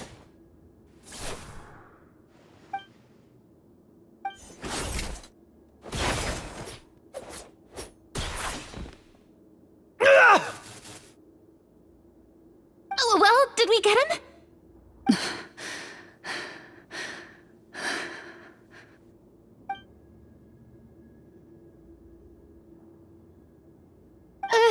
Clorinde? Warm fire flickers across the walls once more. Your vision is now clear. In an impressive display of courage, the four of you successfully defeat the uninvited guest. That look in his eyes. It's like he became an entirely different person as soon as I defeated him. Huh? Mr. Florian? Oh, wait. We're supposed to be role-playing. I should stay in character. Speak your name, guard. Why did you lead us here just to betray us? Is this treasure really more important to you than bringing peace to the kingdom? What kingdom? What peace? Those were nothing but lies! I, Florian, am a true Marachose hunter, descended from hunters of ages past. So he's also using his real name. Or, wait, was that the name of his character from the very beginning? Then I'm even more confused. If you truly are a Marachose hunter, shouldn't you want to help us just like you said before? Shouldn't we fight together for the sake of the people? What do you know? In this day and age, there's no glory to be had as a Marachose hunter. What's that supposed to mean? My skills were passed down to me by my father. We lived a life of obscurity in the remote wilderness. Still, he devoted everything he had to being a Marachose hunter. And what did he get in return? A life of poverty and pain. In a world that forgot all about him. When he died, not a single person came to mourn his passing. The Marachose hunters were the ones who saved this city. We're heroes. We deserved more recognition and respect than this. Is he talking about how no one in the capital seems to remember the hunters and their legacy? I didn't expect the script to contain this level of social criticism. So that's why you want to take the treasure for yourself? You feel like you're owed fame and wealth? If you already knew where the treasure was located, why didn't you just come down here and take it? Because I still needed the final key. Only a true Marachose hunter is capable of passing through this final door. As someone who sought to hurt others for his own gain, Florian lost that right long ago. Okay, but what is this treasure anyway? We've got all the keys, right? So can we just go in and take a look? You're sure you want to go in?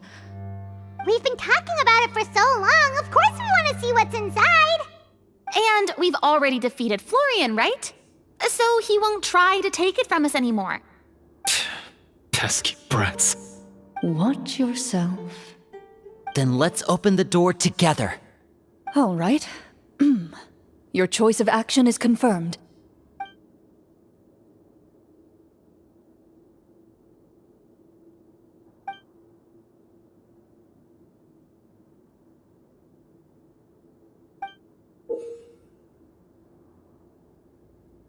Before you, the door to the treasure, sealed and undisturbed for more than 100 years, finally swings open.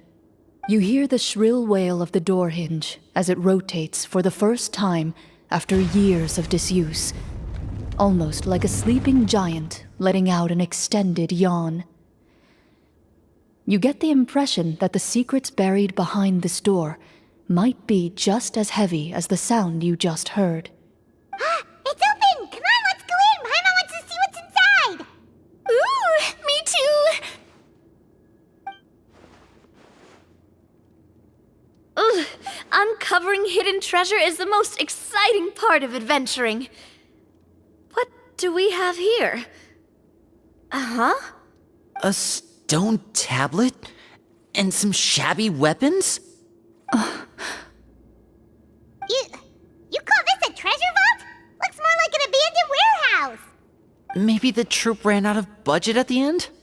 They provided a super immersive experience at the beginning only to drop the ball at the most important part? They could have at least filled this place with cardboard Mora or something! Wait, I get it now. Paimon, this is the real Marachose Hunter treasure. Huh? This is it? The Marachose Hunter treasure is just a stone slab and some broken swords? I can't believe it. I refuse to believe it!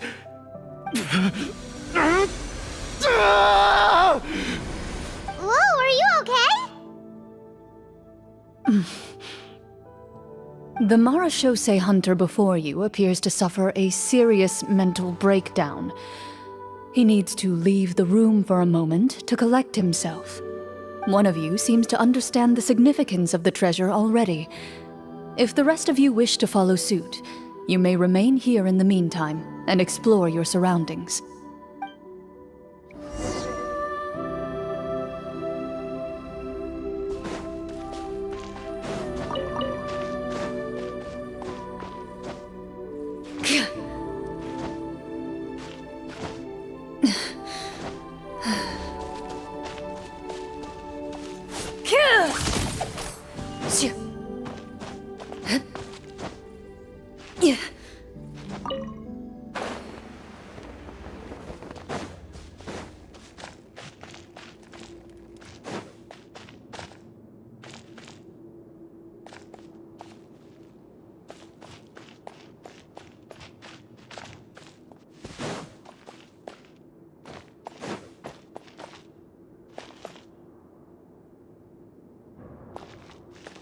What is the treasure supposed to be?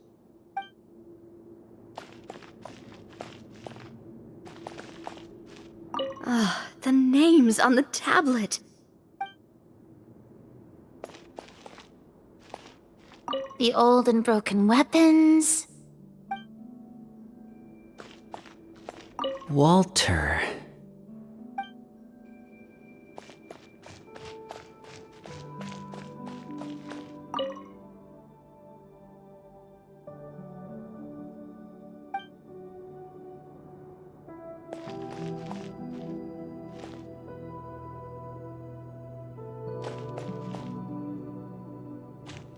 Into the shadows.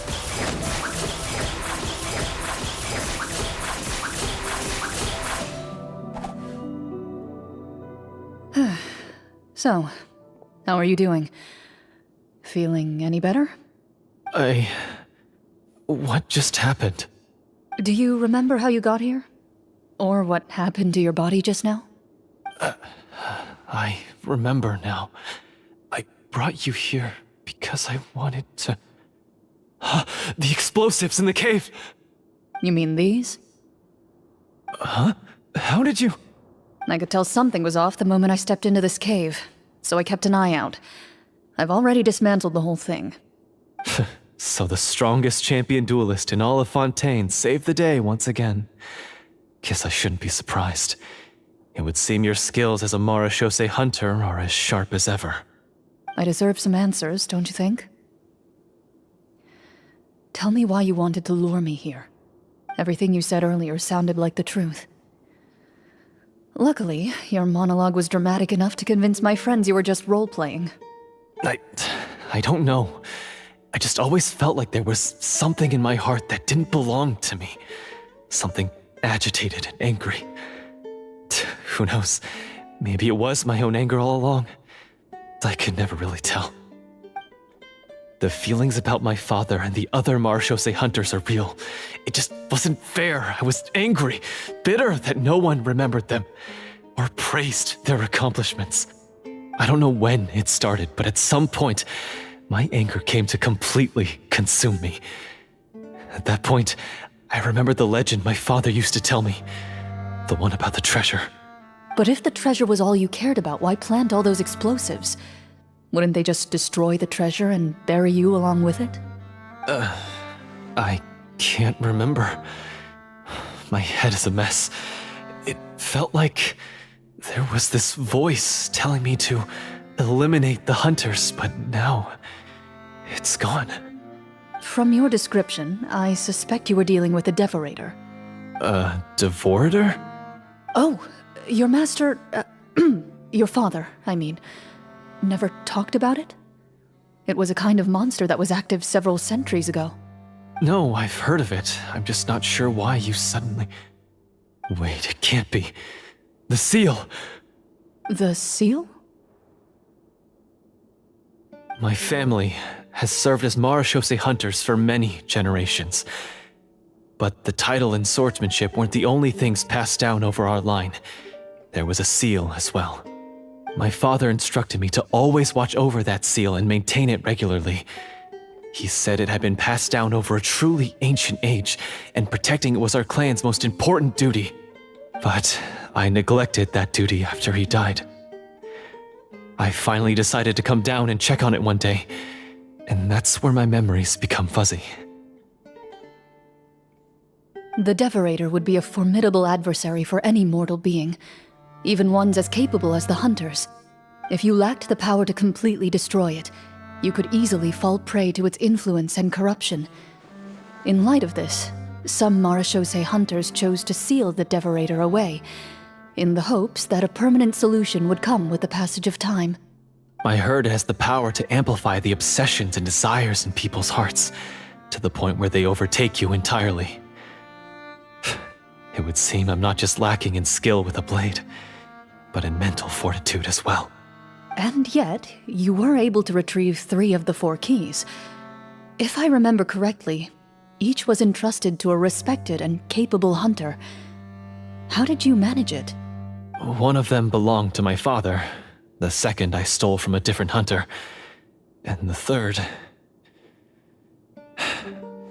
was one that I snatched while the person was on the way home from the tavern. I nearly died in that alley. I know just how strong you are. It's as clear as day to everyone in Fontaine.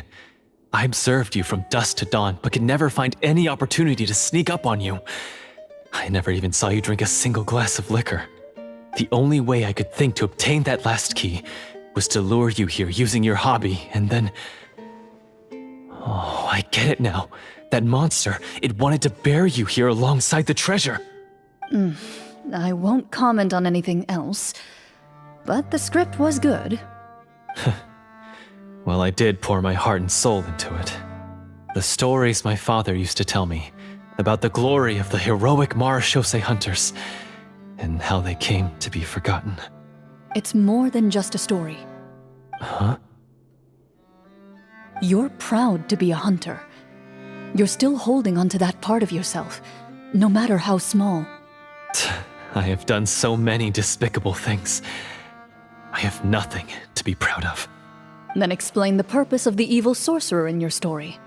Huh? Isn't he the true antagonist?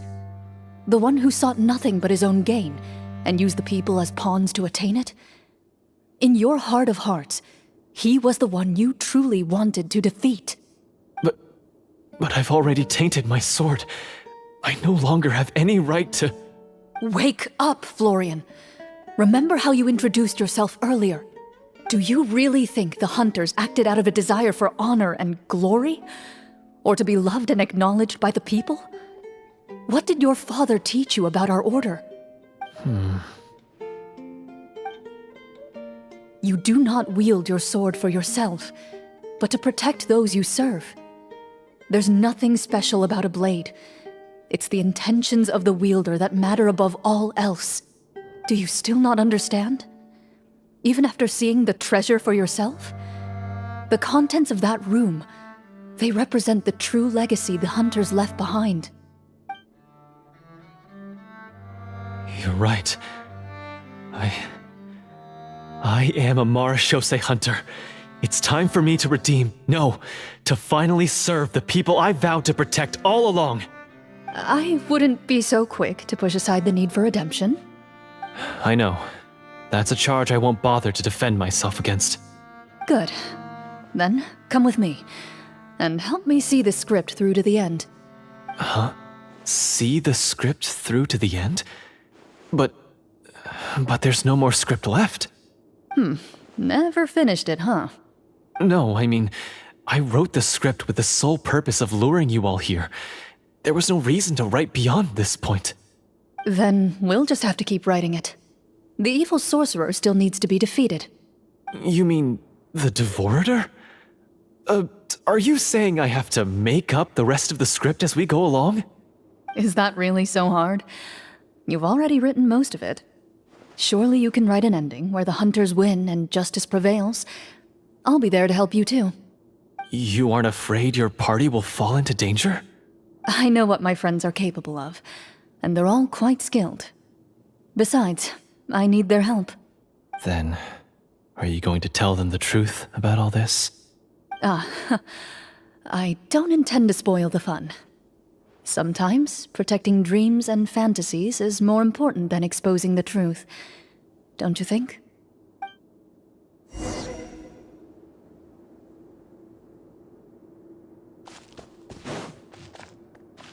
Loaded!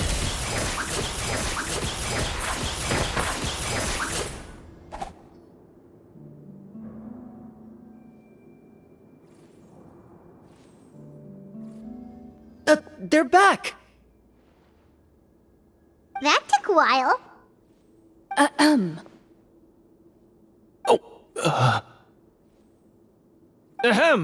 My fellow Marashose hunters, please forgive me, for I have sinned. Tone it down. Sorry. After crossing swords with you and witnessing your courage in battle, I've rediscovered my true self and regained my pride as a Marashose hunter. Oh, do I smell a redemption arc? I confess, I was brainwashed by the evil sorcerer. He asked me to lure you here so he could bury you in this cave. That little... Wait, you're saying all of that wasn't you, but the evil sorcerer? That's right. He's adept at manipulating the hearts and minds of the people. I fell under his influence because I did not possess a strong enough sense of will. And how are you going to prove that you're a changed man? We're not going to fall for the same trap twice. To be perfectly honest, I only came to my senses after seeing the treasure. It reminded me of my father's past teachings. The treasure was actually... The names of all the Marashose hunters from ages past and their weapons? Wait, you already know? Of course. Don't underestimate a veteran role player's exploration skills. Oh, wait, I mean Marashose hunter Navia's exploration skills. We just finished reading through the content of the stone tablet. That tablet recorded the lives of some fascinating people. For example, this Marashose hunter called Est. She inherited the responsibilities of the Golden Hunter and passed judgment on many people. But in private, she had a very easygoing personality. Her favorite pastime was singing and dancing with her friends, and she was said to have a beautiful voice. So, she was just like you.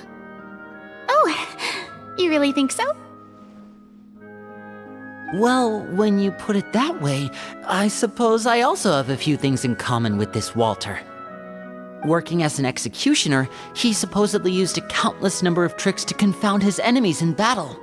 Oh, if only I could have seen the feats of magic he pulled off back then. Their lives were all so exciting. You could write so many cool books about their accomplishments. How could they have all been forgotten? Because they chose to be. To hunt monsters that only appear in the shadows, you must also operate in the dark. To be a marechaussee hunter is to willingly give up on wealth and fame. Then this stone tablet must have been left behind by their companions. That's right. Few marechaussee hunters ever revealed their identity to the public. They always protected the city from the shadows. The only time they spoke of their accomplishments would be at night, when they gathered with their fellow hunters in front of the bonfire to share stories of the monsters slain by their hand. So, this tablet was created not so that the hunters would be remembered by the people, but so that they would be remembered by each other. No wonder this place was so well hidden. You regard the stone tablet in solemn silence. The names of your comrades etched onto its surface serve as a reminder that you are never truly alone. The tablet proves that, although a hunter walks a shrouded path, it is not a solitary one. There will always be those who walk beside you, a fact that remains as true today as in ages long past. Their legacies shall continue to be passed down from generation to generation, as everlasting as the stone onto which their names are carved. Father, you once told me that I should seek out the treasure if I ever became lost. So this is what you wanted me to find.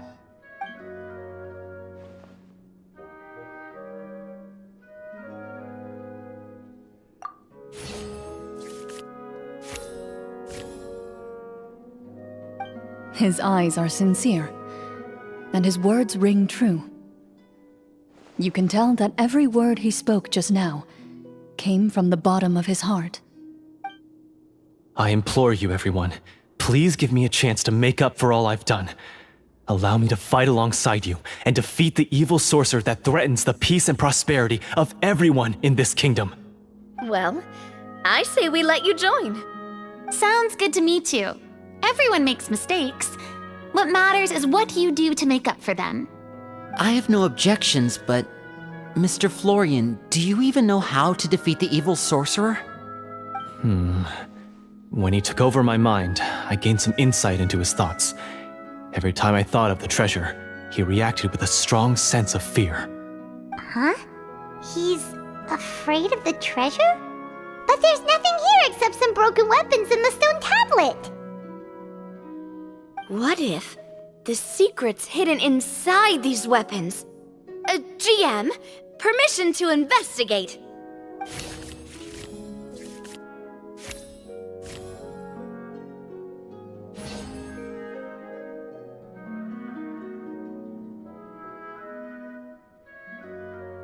At first glance, the weapons appear absolutely ordinary.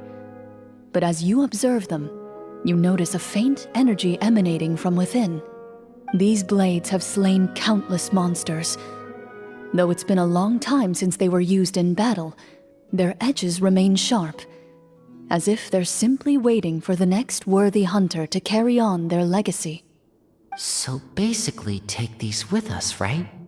I'll take this weapon, since it used to belong to Est. Maybe it'll find comfort in being held by someone who appreciates the arts. Ah, good idea. I'll take Mr. Walter's bow then, from one archer magician to another.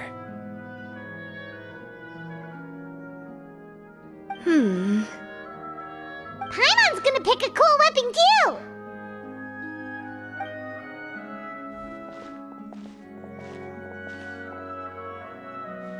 As you grip your weapons, you can almost feel the will of past hunters coursing through your being. It's a feeling of courage, determination, A silent vow passed down from generation to generation that says, eradicate the monsters, no matter the cost.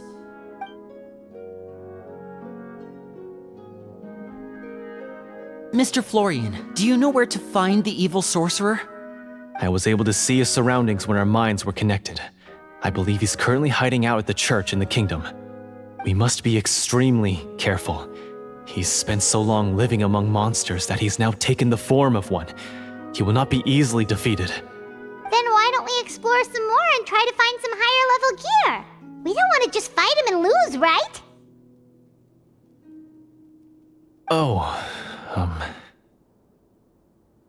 No, we have to strike now.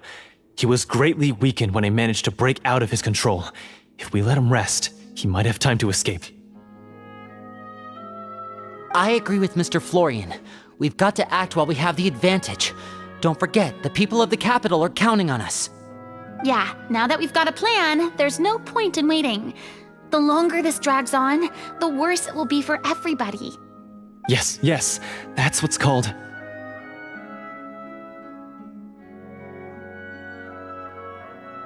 Yes, that's exactly right. All right, you've persuaded Paimon. Mr. Florian, please, lead the way. Of course. Follow me. He had to set up so many scenes today, and now he has to join in for this last part. I really don't envy his job. Finally, you decide to slay the evil sorcerer and bring peace back to the kingdom once and for all. As you walk away, you feel the gaze of the stone tablet at your back, as if all the hunters of the past are wishing you success in the battle ahead and awaiting your triumphant return.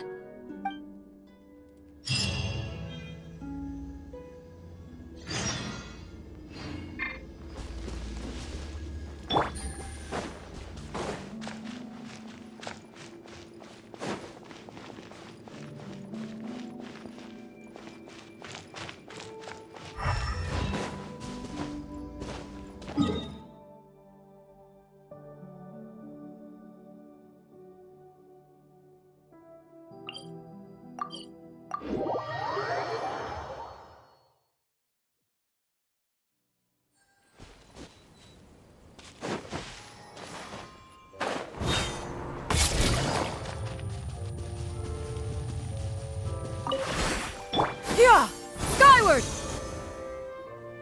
Finally, you arrive at the church Florian described. As you approach, an ominous aura surrounds you.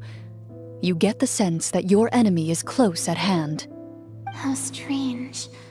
This uneasy feeling seems so real. How did they manage that? Now, it is time for the final battle.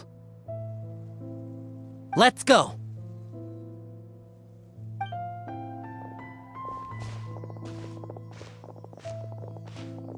Florian, wait. What's wrong? I think you should wait outside. You've already been corrupted by the Devorator once. It could easily re-enter your mind and take control of your body. I don't think it's a good idea for you to be this close. If it corrupts you again, it's possible you might take on a new form entirely. That's exactly why I have to go. Why I should be at the very front. You mean... Yes. I intend to lure it into my body. That's too risky. If things get out of hand, I might have to kill you. Do you understand how dangerous this is? I understand, but if I do this, you'll have a clear and visible target. The Devorator will have a hard time passing up a chance to enter a body it knows how to control. You won't have to worry about any of your friends being taken over. You're not like me, Miss Clorinde. You're a just and powerful Marechaussee hunter. The monster broke free due to my error. It's only right that I shoulder the responsibility for its destruction. This is... something that I have to do. Consider it a duel to restore my honor. My only request is that you give it your all.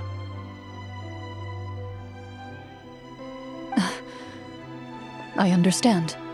Then, as a champion duelist, I hereby accept your request for a duel, and extend to you my most sincere regards. Thank you. The battle is now upon us. Let the Devorator once again tremble under the blade of the Marechaussee hunters.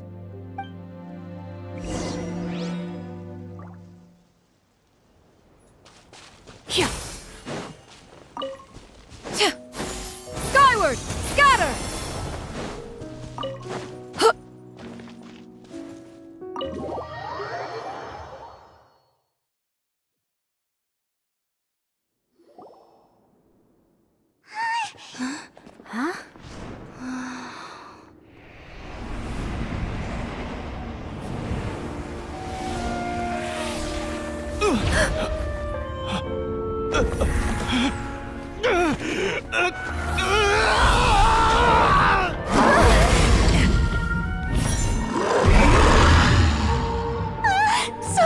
So lifelike!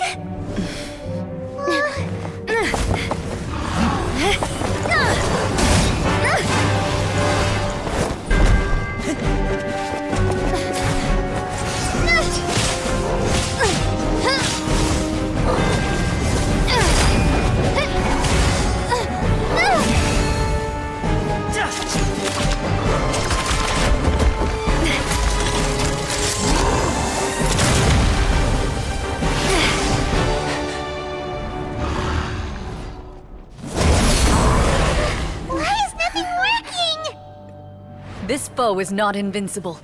You hold the treasure, the power to defeat it, in your own 2 hands. The treasure? You mean... The names! It's the Marechaussee hunters' names! How are we supposed to... You forget, Paimon? There's still one skill we saved until the very end. Hunters fight not for fame, but to aid the people whenever they are summoned. Walter the Marechaussee Hunter, master of 1,000 tricks, executioner of the Phantom Hunters, I call for aid! Est, the Marechaussee Hunter, inheritor of Cassiodor's will, judge of the Shadow Hunters. Answer my call!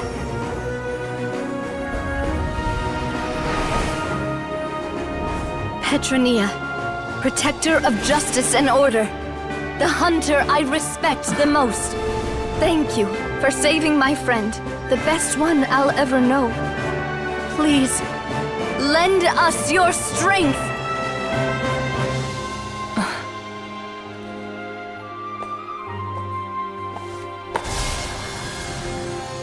We have come to answer your summons.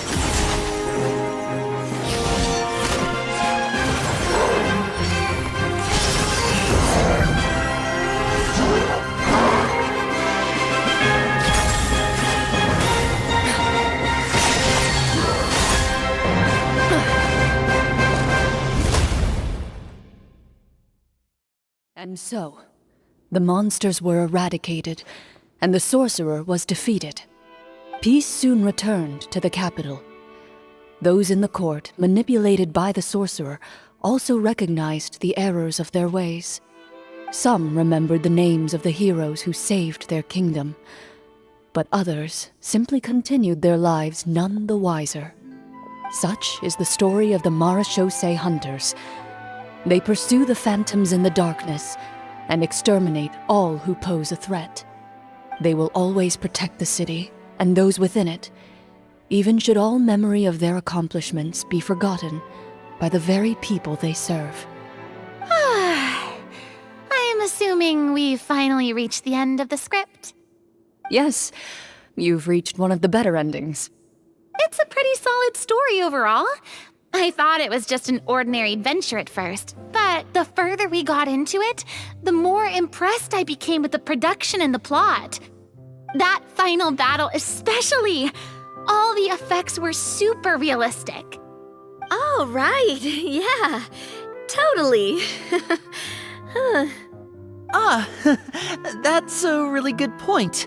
I never expected the weapons we picked up from that vault would have that kind of effect. Yeah, mine nearly scared the daylights out of me when it started glowing. I took a good look at it after we got out, but I don't think it ever lit up again. Oh, we should probably give these props back, right? I'll just leave mine here. Did you have a good time? Of course. Let me know if another script like this comes around. Sure, no problem. Then I'll head back for now. I think I need some time to fully digest everything that just happened. Once Mr. Florian is awake, please pass on my regards to him. He must be extremely exhausted to have passed out cold like that. You're right. He's had a lot to deal with. Well, see you all some other time. Toodaloo!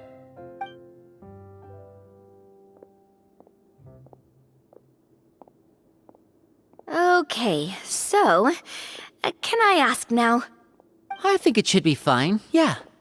what in the world was going on back there? So you saw through all of that?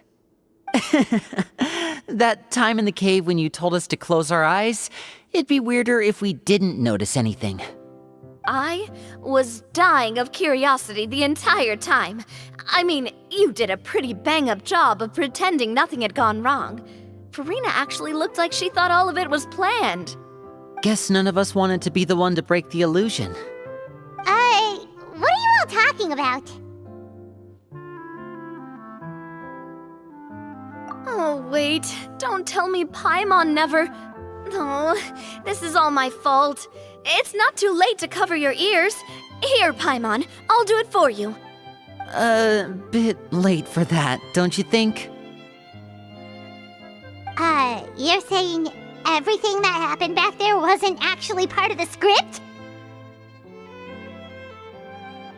It's probably more accurate to say this was never a real scripted story to begin with. What? So loud. My head. Hey, you! Get up right now and explain yourself! No shaking, please! Oh, my head.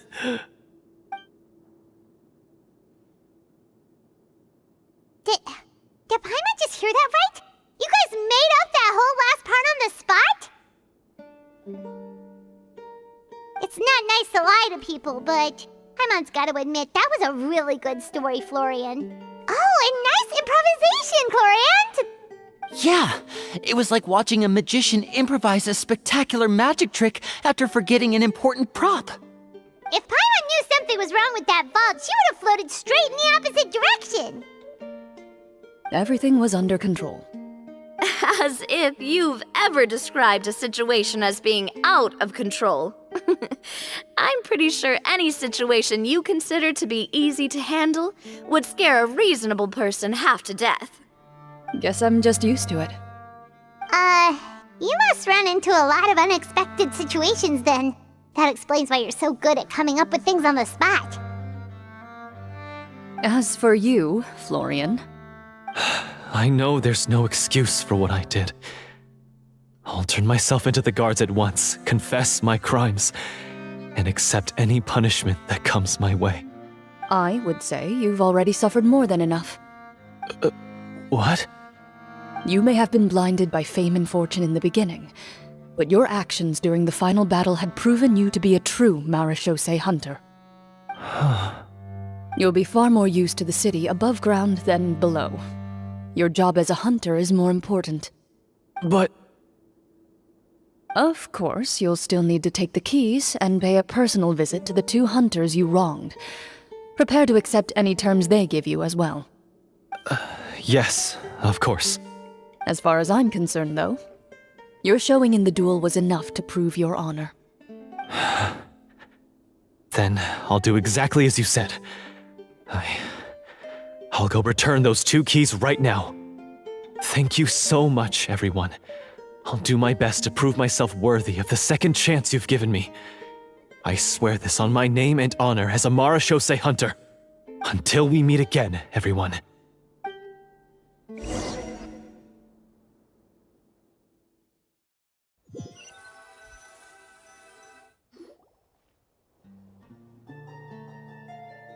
Speaking of Marechaussee hunters, What should we do about the treasure in that cave? Leave it be. Are you sure? We could show it to people, make it so that the hunters are remembered. Don't you want that? No. Every name on that tablet made the same choice. All hunters know what the path entails. I am no exception. My identity as a Marashose hunter is not something I need people to remember. I wish only to be recognized as a champion duelist. Nothing more. That's certainly very different from the path of a magician. Still, I admire your decision. Wait! Paimon just remembered something. If there were no special effects involved, why did our weapons begin to glow during the battle? That's because the Marashose hunters of ages past would often imbue their weapons with special enchantments to suppress the monsters. Whenever a monster was nearby, their weapons would start to glow. Oh, so that's why they had an effect on that guy near the end. I really thought the summons were doing all the work. Well, I'm sure the summons were a part of it too. Oh? How so? This particular devorator probably hailed from the same era as the hunters we saw in the room. The names you recited all belonged to the bravest hunters. Countless monsters fell to their blades. That's likely why the devorator visibly reacted when you said them out loud. So the names held the power all along! Navia. Everything you said during your summon. Huh? Oh, I meant what I said. I mean, it was true to my character, so yeah, I'm glad you heard it. Just don't make me repeat myself. It's embarrassing. I really appreciated those words. All right. Don't get all sentimental on me. Anyway, let's not talk about that anymore. I'm going to go on ahead. Don't fall too far behind now. She ran off! I should probably head back as well. This story was truly incredible. I might have to spend the whole night telling my siblings all about it. Goodbye.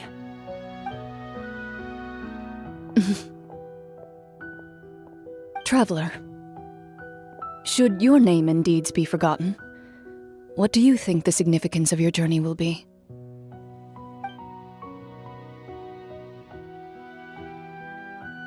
I suppose the significance would be the journey itself and the world we helped create. There's still value in the time I shared with everyone here, in the things we were able to accomplish, even if no one remembers them. A great answer. I'll remember it. Me? The Marashose hunter says nothing in response to that question. Perhaps her answer lies in her silence, an unspoken vow left to echo through the night. The path she walks needs no explanation.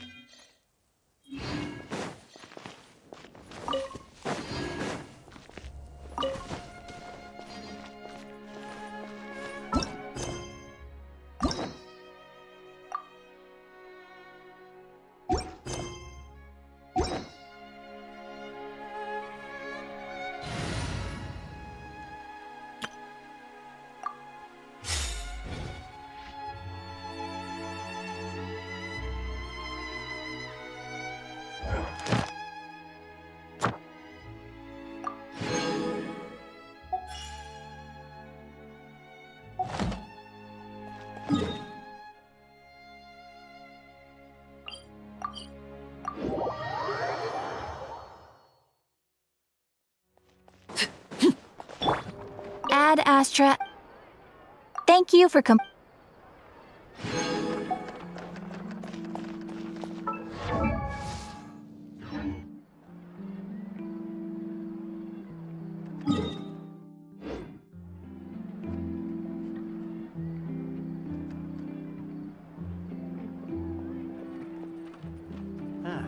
Exactly. But none of them believe There'll me. be an extra fee for that. Can we play banker next time?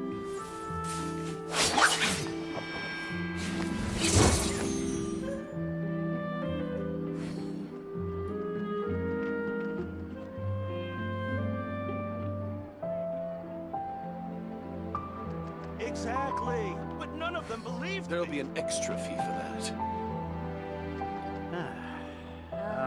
Yep, you're right. I'll think about it.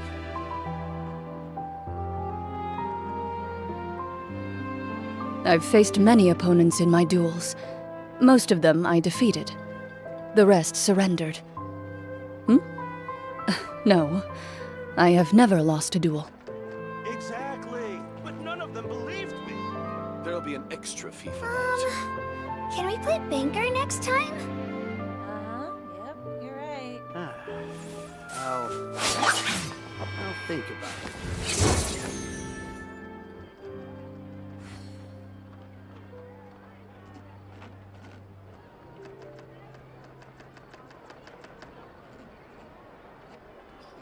Exactly. But none of them believed me. Rebooting. There'll be an extra fee for that. Yep, you're right. I'll think about it.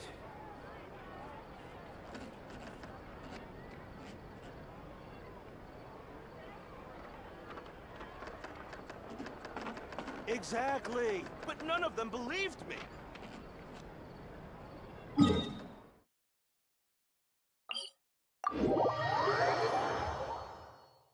my role as champion duelist, my opinions do not matter.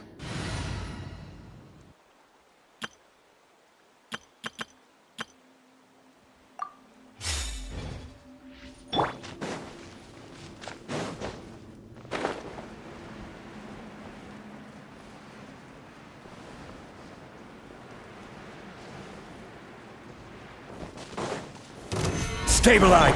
Busted! Fallen leaves, adorn my night! Things are about to get dicey. Quietly now. Fuse is lit!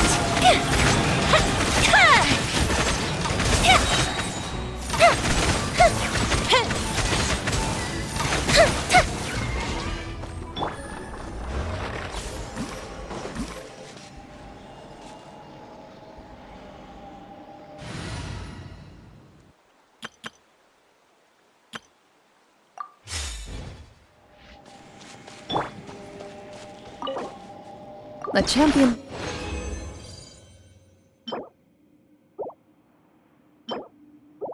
Duelist's job is not that complicated. In fact, you could say it's one of the simplest jobs there is. Defeat your opponent, as requested by the trial court. That's all there is to it. Perhaps that's why some people colloquially refer to me as an executioner.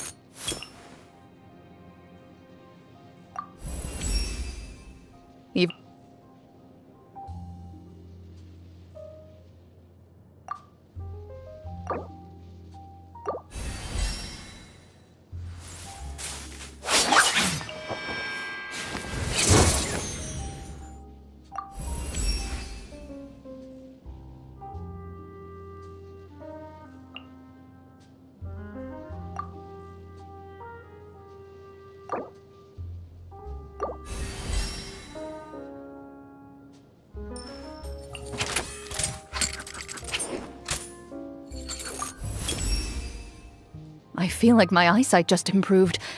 Let me do a test shot on that leaf over there.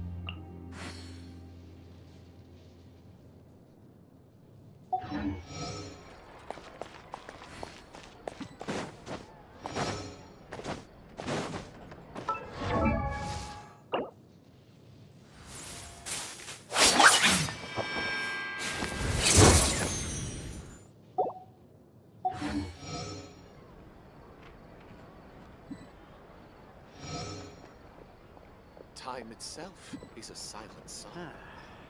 Oh. Exactly! But none of them believe Finger me! next time?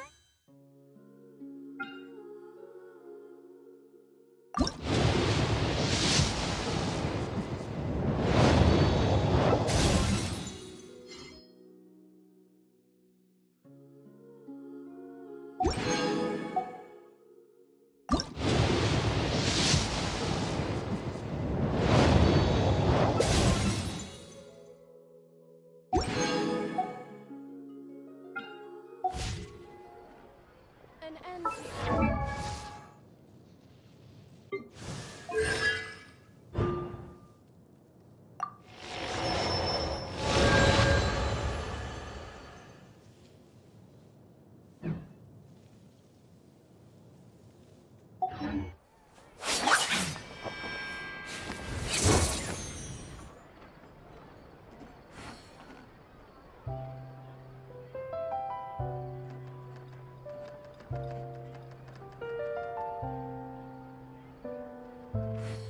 Time itself is a silent song. Yep, you're right. Exactly! But none of them There'll be an extra believed me! fee for An that. antique's I'll value think is about in it. the eye of the beholder.